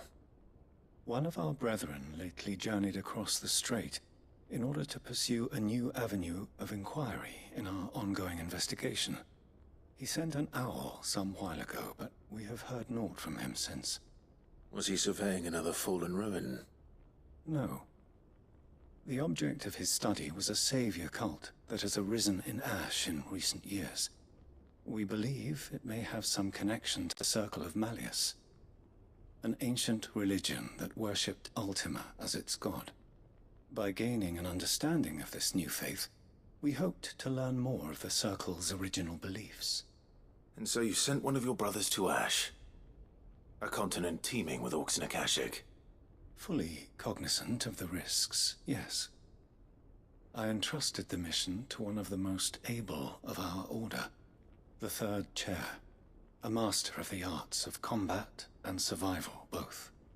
Though he has been silent for some days now, I have thus far refrained from sending any others in search of him, lest they be lost in turn. Yet, it seemed only right to inform you of the situation, given your unique experience, for as you so earnestly... But Ash is a big place. Perhaps Mickleburg was it lies if... Right. You will go there.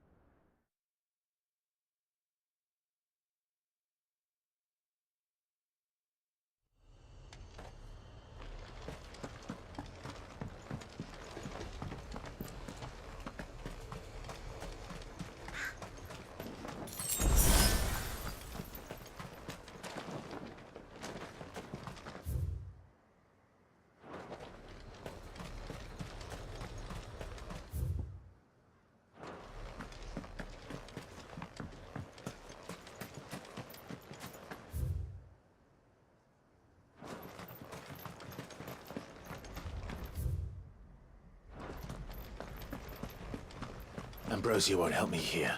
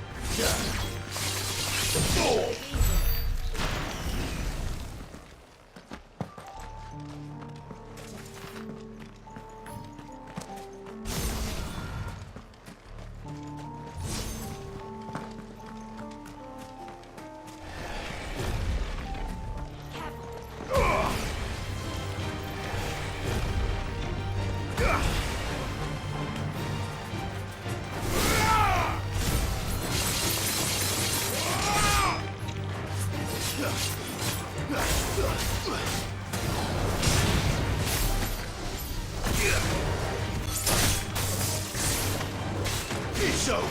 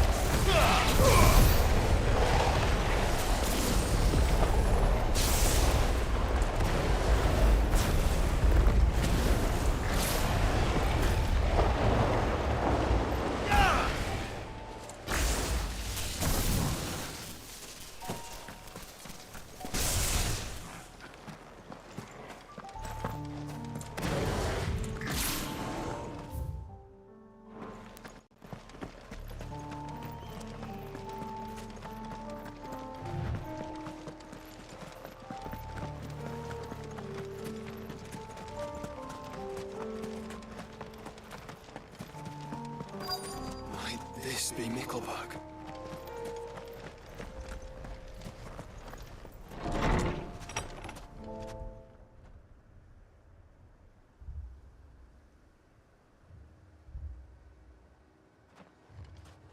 These people aren't turned. The village seems safe enough at least.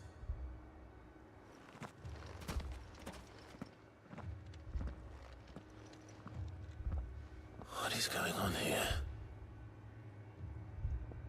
Ah. Did you too heed the call? Heed the call? No, I came here looking for someone. To be honest, I wasn't sure I'd find him here. Let alone all of you. Is that so? What are you doing here? Is this where you live? It is my home. The others, they heeded the call. You keep saying that. What do you mean? They came here to perform the rite, just as King Barnabas instructed. This village is their altar, where they shall cast their souls upon the gentle waters and give themselves to the Lord. Give themselves? Oh, Lord, cleanse us of our sins. Let us be reborn in your loving arms. Free us from the torment of this mortal realm. They want to be saved. Forgive me, but did another foreigner like me come here? He was probably wearing a cowl. You mean the traveler from Storm? Yes. He's staying at my house, toward the rear of the village. Thank you. If you don't mind, I'll go and greet him. They seek the same salvation Barnabas did. At least the third chair still lives. Let's go and find him.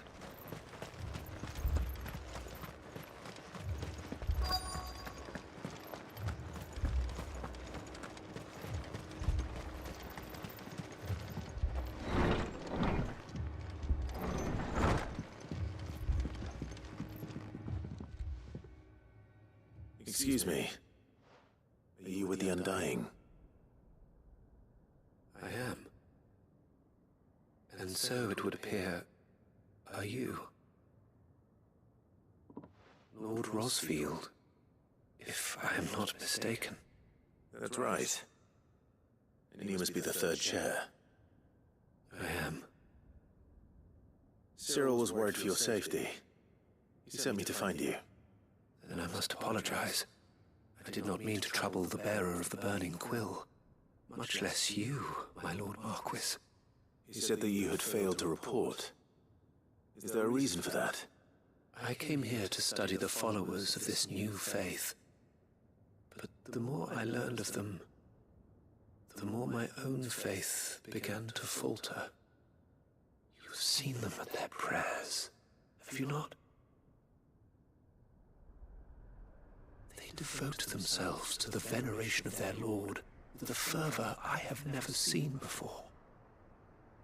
Praying night and day that they might be rid of their wicked wills and reborn in their Saviour's light.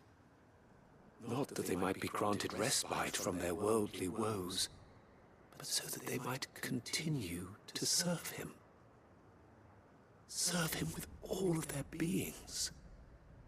I too swore to devote my life to the service of my Lord and Master, but this... it is different. It is more. And so I would see it through to the end. See these people safe, that they might achieve their dream. That they might do their duty to their Lord.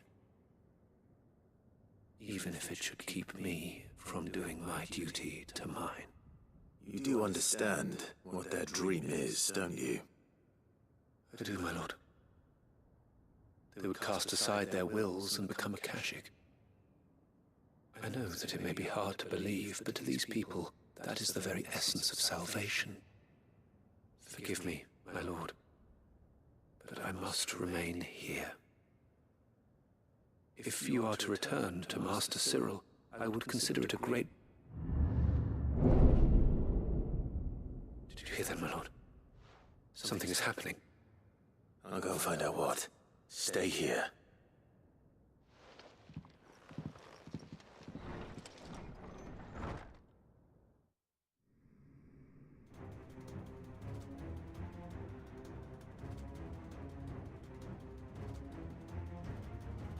Beneath the flood. Oh no. There must be something I can do.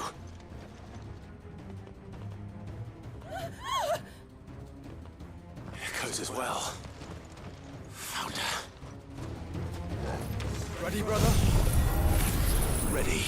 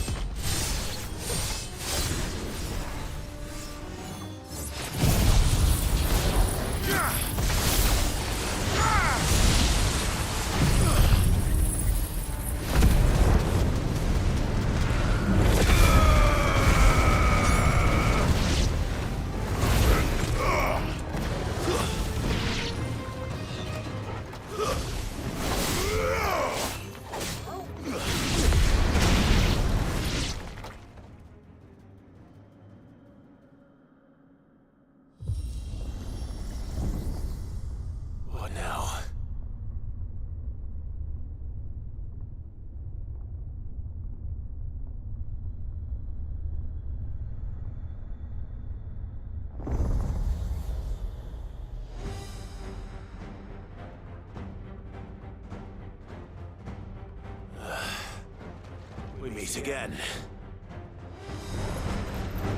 I've killed your kind before.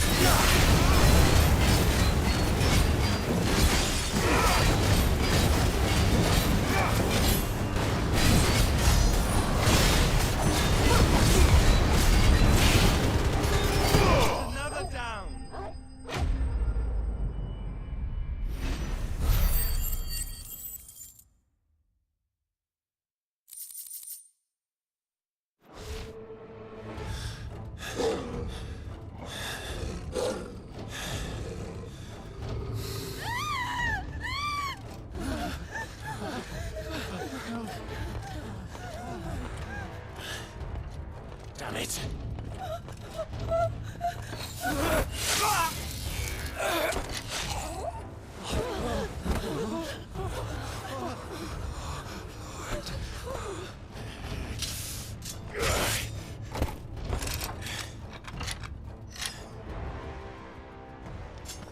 Don't you die.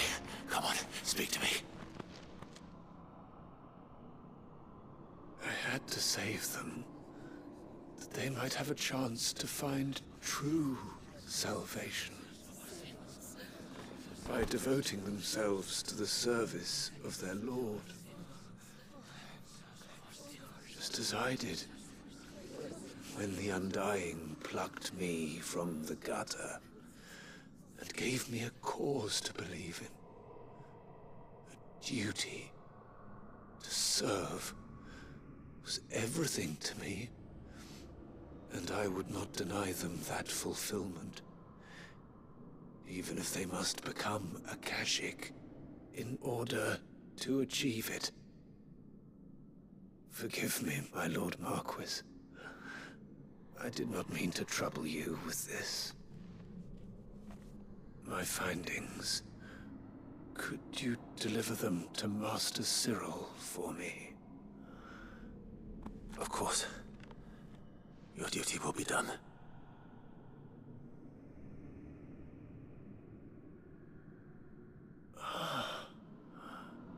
Look, my lord. They are saved.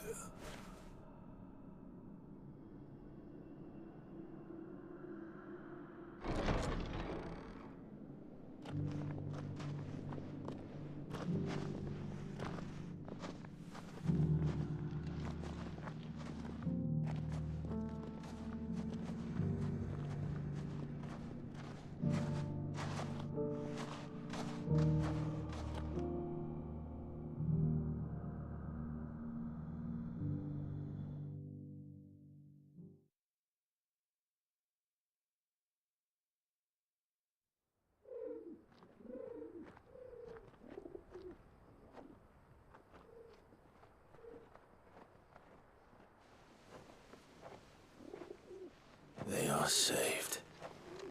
Found her. I should get this report to Cyril.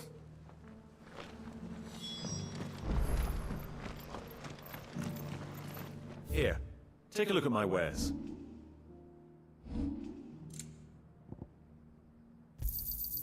Anything else? A fine choice. Go safely.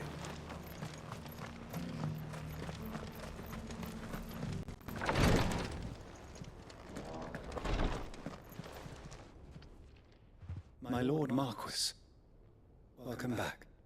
I am glad to see you hale and whole. I met with your third chair, Cyril.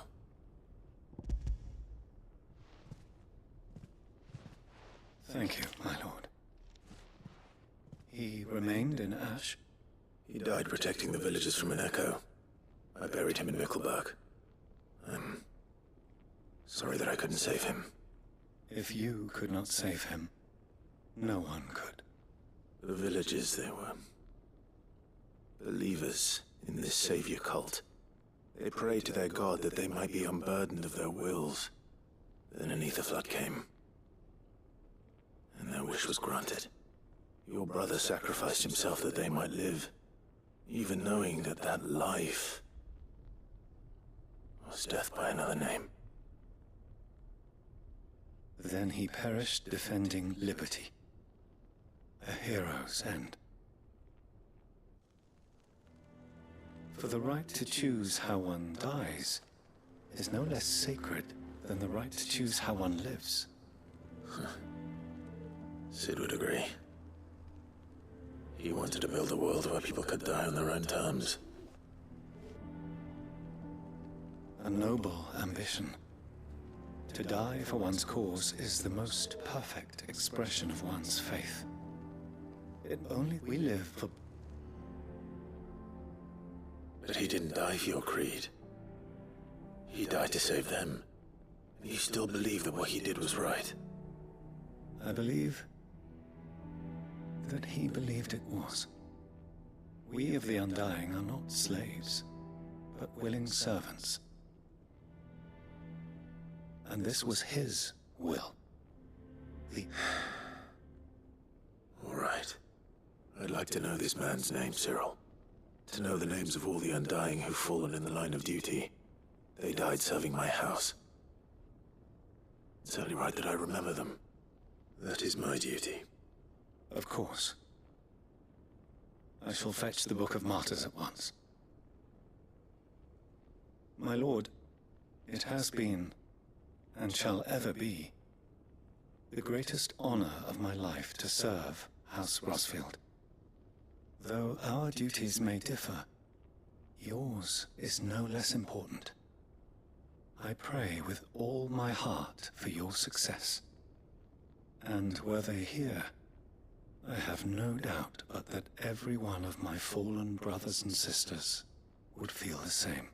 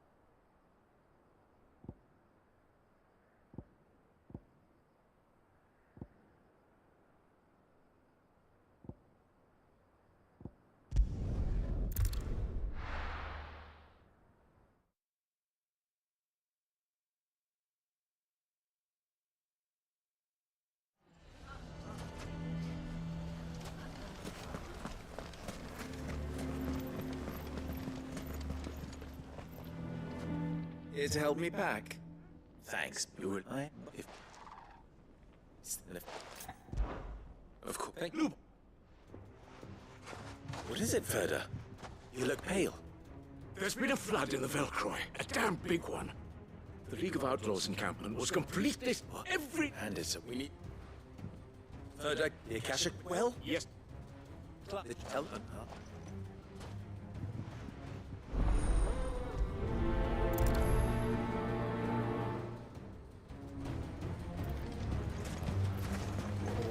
You have to listen to me. They're coming. Why do they always have to make such a...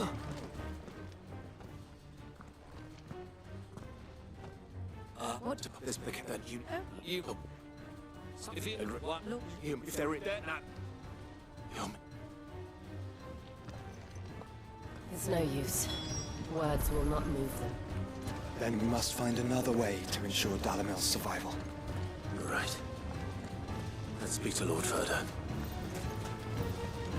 I think we'd better shut up. What's Lubor raving about now?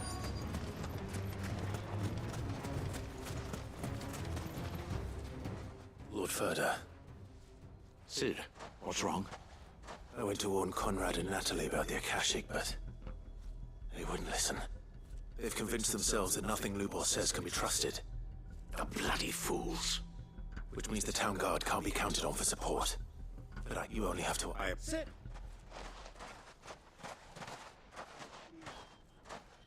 Victor, I thought you'd left. I couldn't abandon the and Lubor.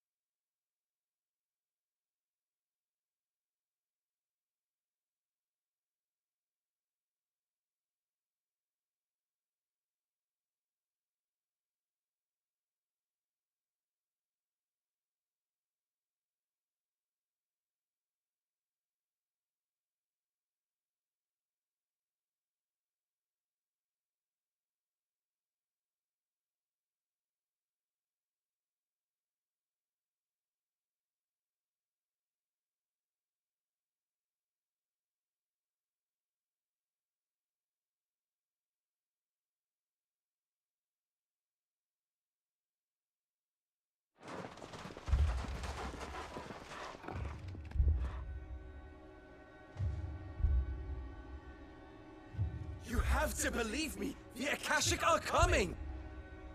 They don't eat, they don't sleep, they don't tire, and they don't care who they kill. They're unlike anything that's come before. There will be no parley, no mercy granted. We may have saved the town once, but this is different. I do not ask that you forgive me, but please believe me. If you do not run, you will die. You will all fucking die!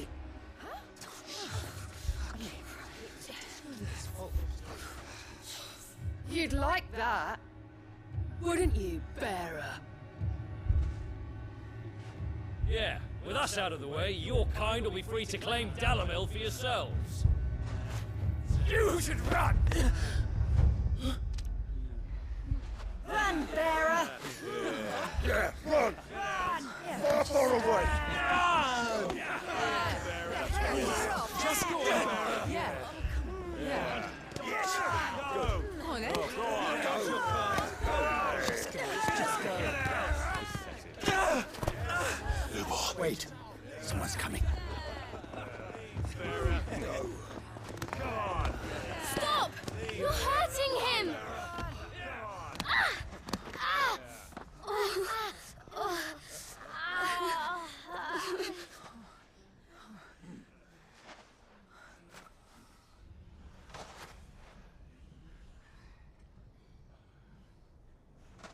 What did Lubor ever do to you?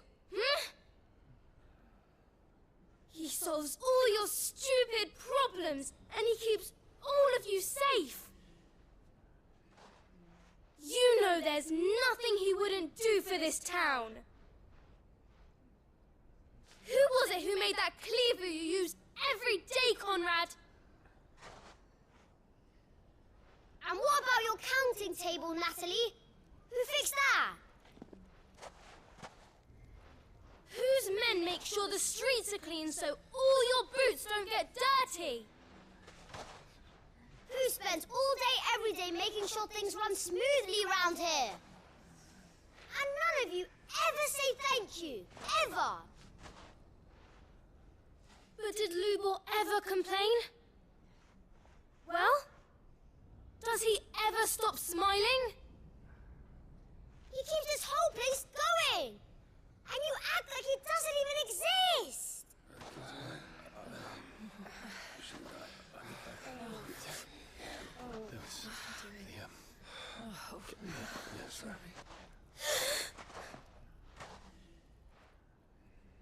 Lubor, we've heard enough. Wait! We will not run. The town guard will not abandon the very place it is sworn to protect. And I will not give up for lost the stores that we labored so hard to fill.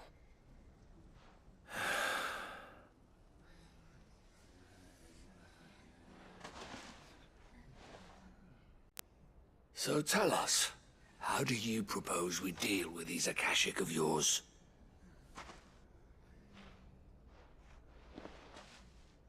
We won't run, but we will fight. All right, then.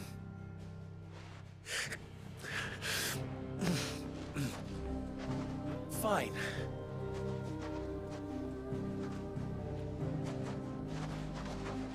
Gather round if you don't want to die.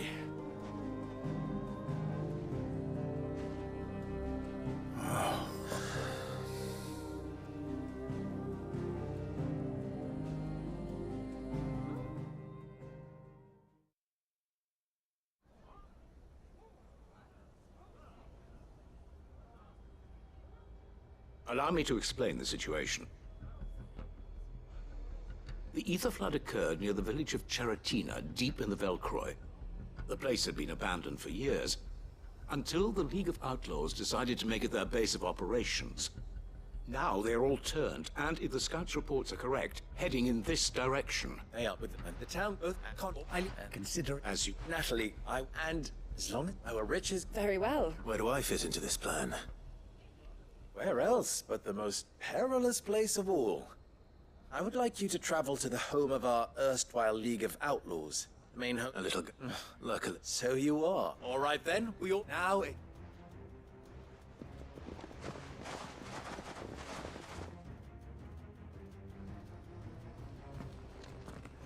Looks like everyone's ready.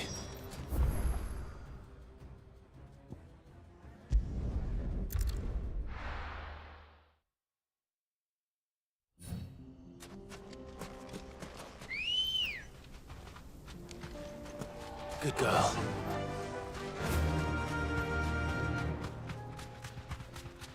There it is. The flood. But what's waiting for us inside?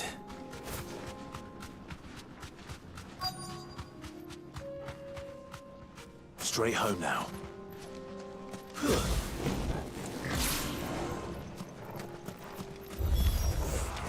can't leave a single one alive.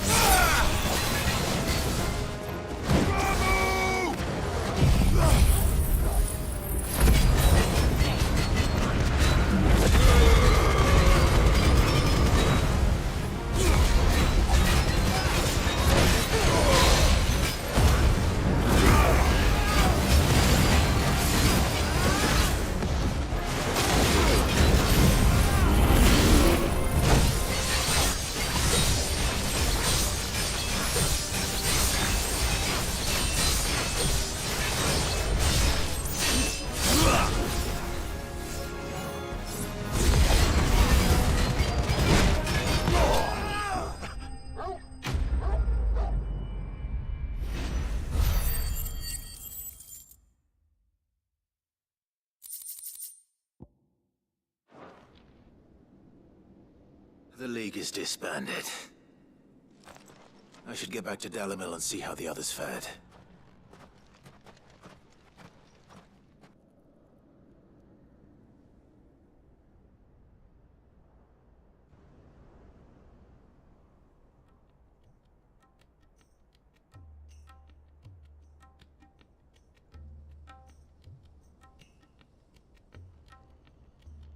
All the Akashic we were able to find have been dealt with. Seems that might be the last of them. Last of them here, perhaps. Lubo, Sir Clive has returned. Clive! What news from Charitina? It's done. Root and branch. I knew you wouldn't let me down. Thank you, my lord. Friends, the Horde has been driven back. The Akashic have been defeated. And we need not fear the arrival of any more, thanks to Clive. Victory is ours. We bloody did it! Lubor, But we need... So, if you would still like to be considered for the position of mayor, you have our backing. You do remember that I'm a bearer, don't we? Do. It is a name them. Firstly, that you will both do everything in your power to rally your people to my cause. If the Town Guard and the Merchants League do not accept my leadership, it will be doomed from the start. Unity is the key to defend and you will let them and they... As we failed to do, and came so... Well...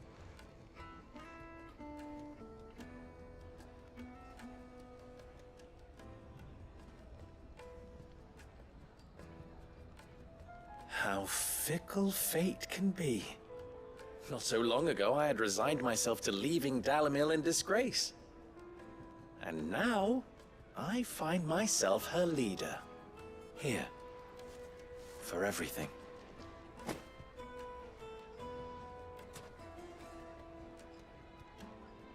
Lubor. About the children. Fear not, you are of course relieved of your responsibility. I would sooner face another horde of Akashic than see them brought up as outlaws. I'll make sure they're safe here. I don't doubt that you will. And not just the children, but everyone in Dalamil. I'll do my best. Can't have all your hard work going to waste.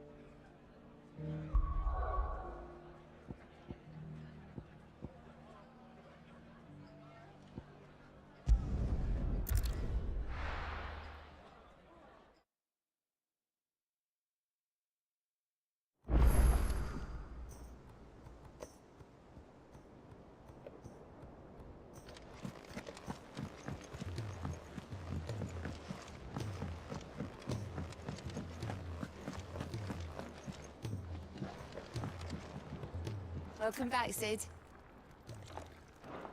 Oh, keep your mug handy. Still alive, are ya? Coin purse weighing you down? You'll not find a better price than that.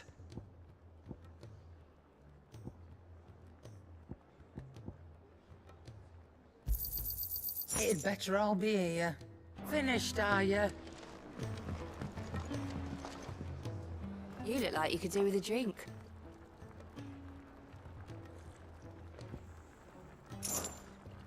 That's what we like to hear. Knock 'em back, everyone. Sid's buying.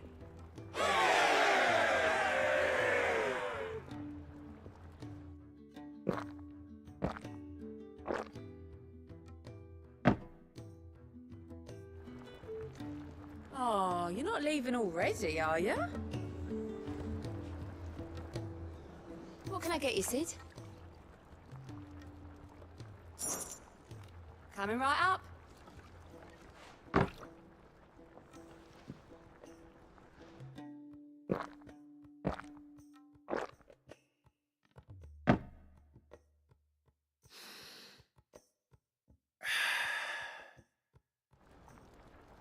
Don't be a stranger, Sid.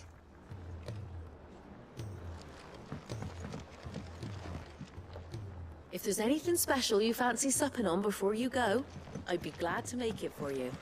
As long as...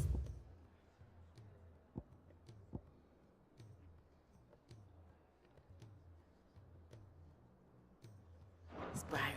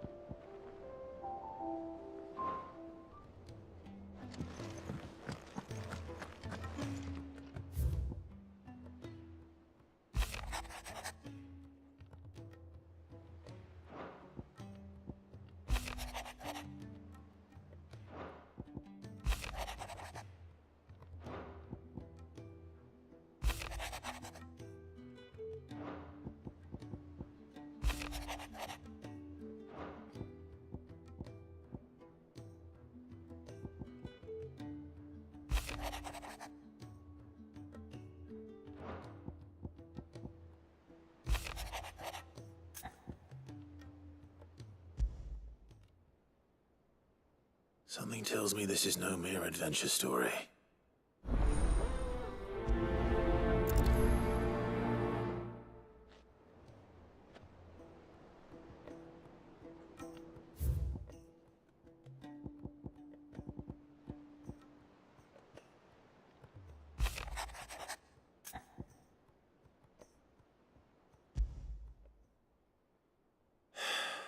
What is it this time, Torgal?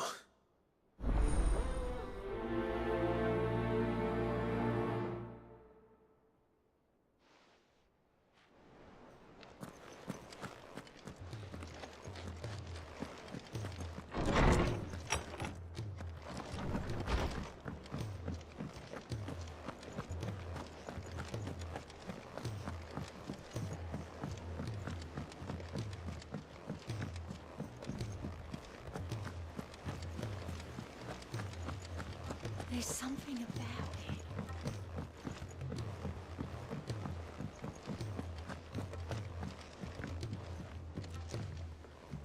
Vivian, I read your note, and I'd be happy to help you find the book you're looking for. Thank you, Clive. But tracking it down will not be easy. Are you sure? Please. You have always granted me your wisdom and insight whenever I asked. It's only right that I return the favor. Or at least attempt to. You are too kind. Alas, what I ask of you is rather more trying than delivering the odd lecture. I spoke with Harpocrates to see if he had any inkling as to where another copy might be found, but perhaps it is best that you hear the details from him. If you say so. Forgive me, Clive, for asking this of you. But this book, it set me on the path to becoming who I am today. Its importance cannot be overstated.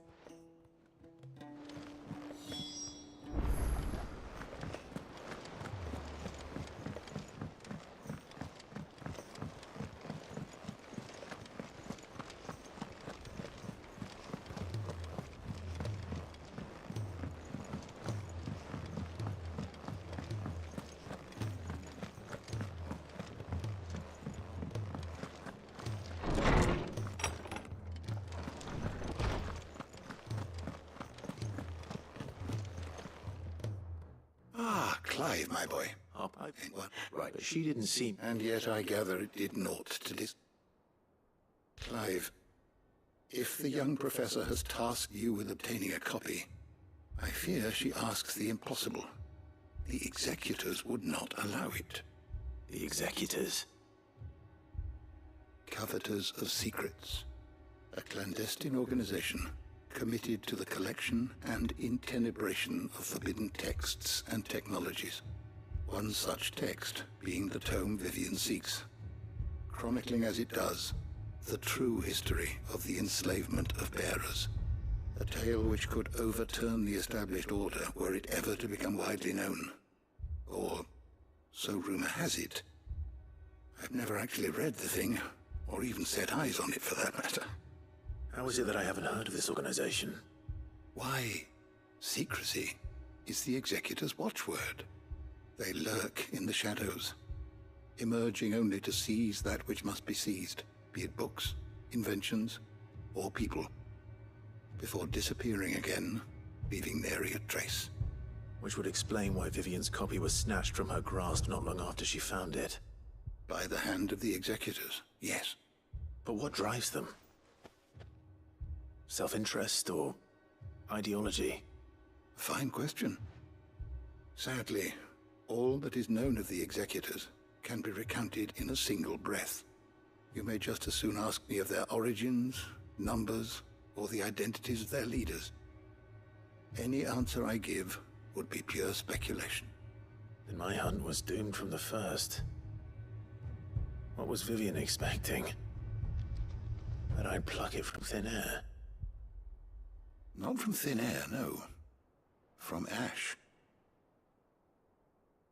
Rumors of the Executors are rife among the scholars of Storm, but rather less so across the Strait.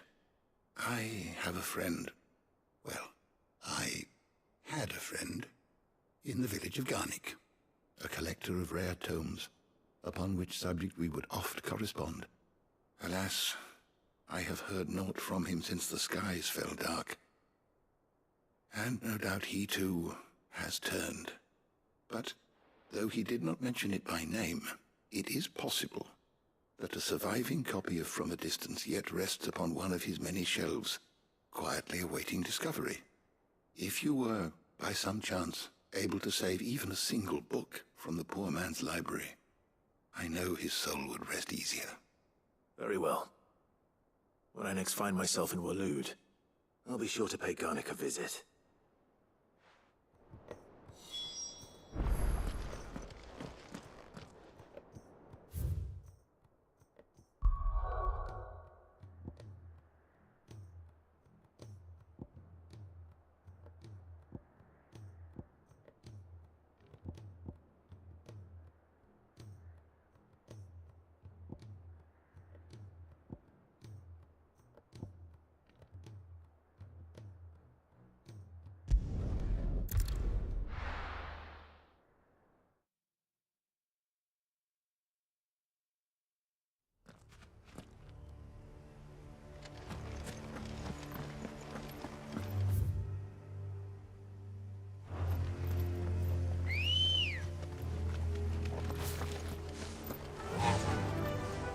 Run like the wind.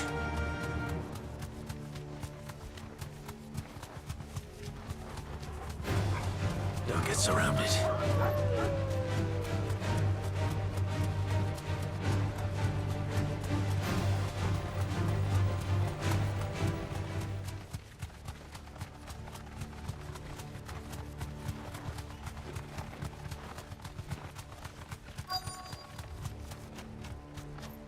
The entire village looks abandoned.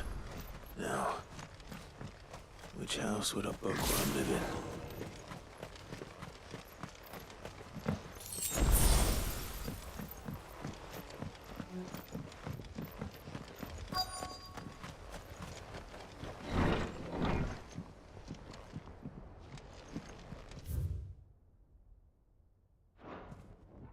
This is a Royal Army logbook. Did he take this from the local barracks?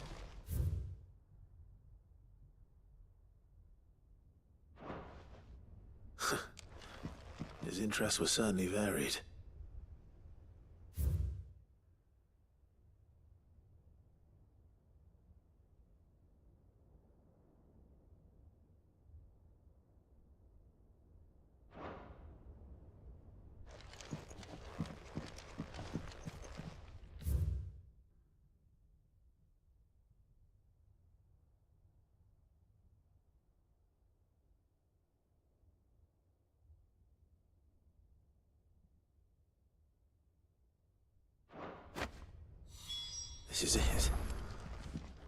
what it says is true, I need to get this back to the hideaway.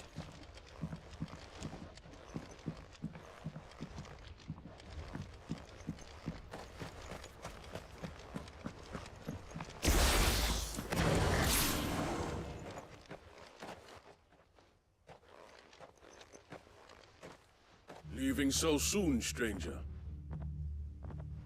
We've been watching you. From a distance, so to speak. Subtle. I know who you are. Then we need not waste time on introductions. Hand me the book. Leave it in our care and return to your life. Your care? Do you mean to burn it, or bury it? That is not my decision to make. But by one means or another, its contents shall be removed from the common record. Then I'll have to politely refuse.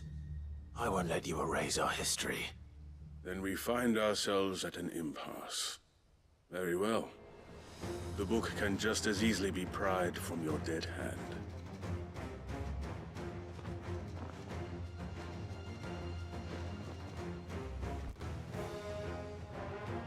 Let's see, shall we?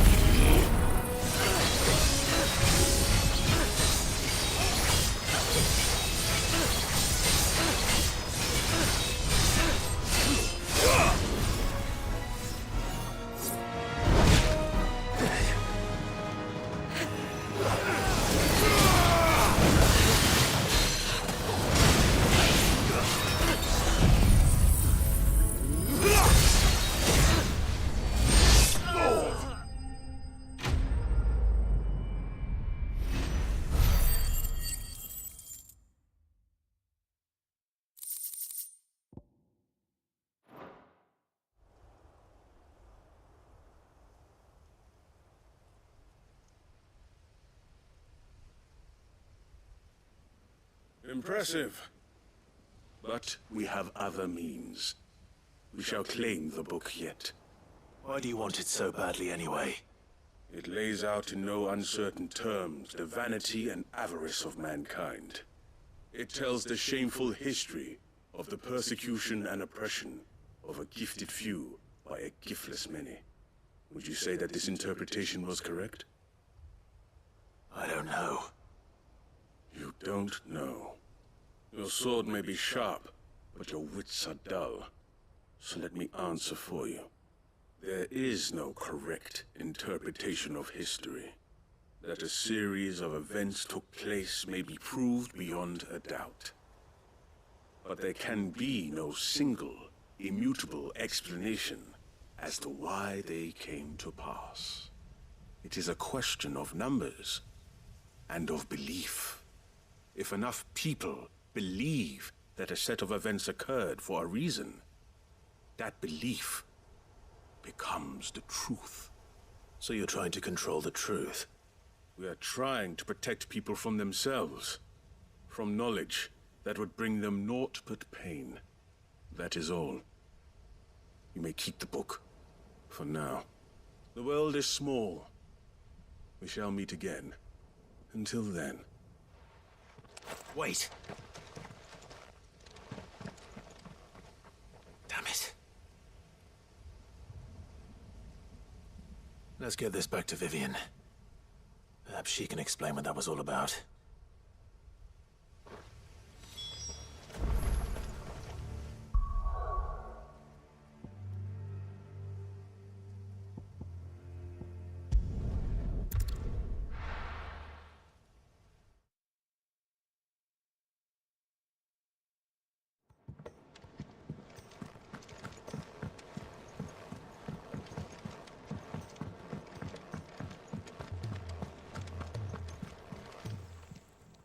Still alive, are you? If you're gonna buy something, be quick about it. It'd better all be here. You'll not find a better price than that.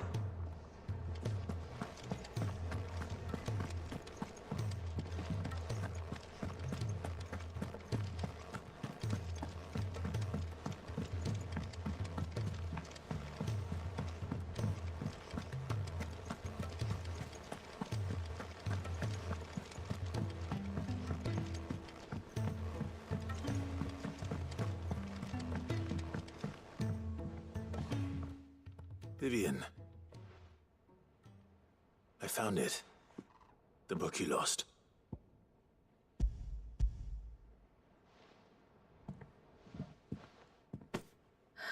You found it.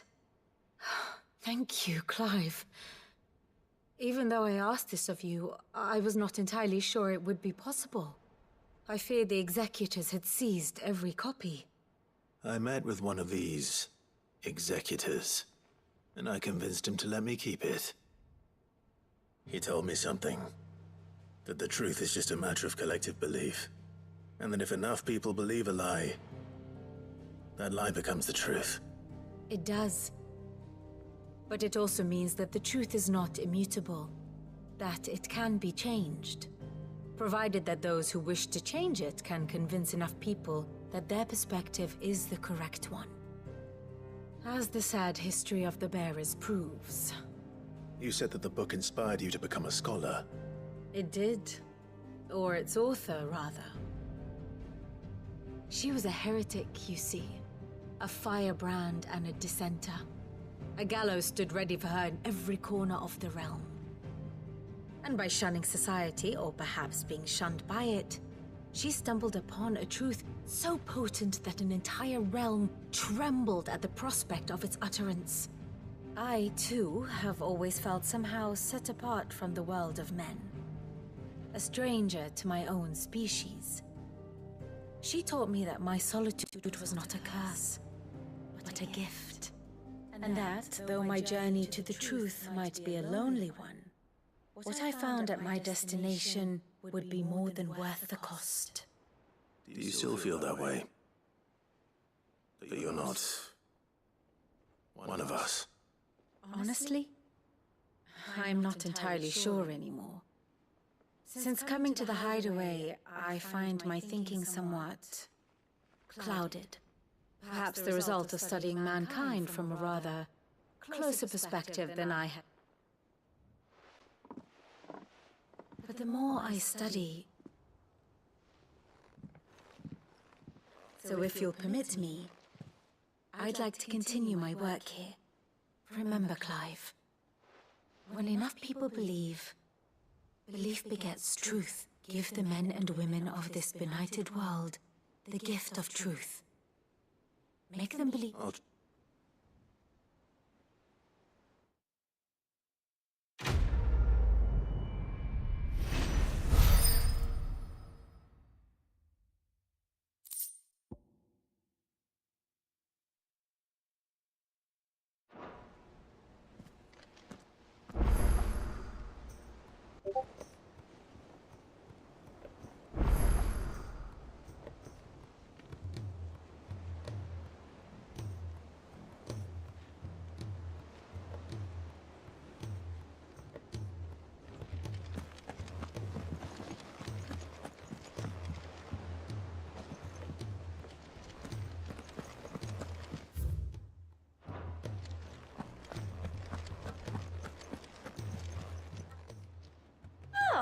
I wasn't expecting you back so soon. Come to claim your just desserts?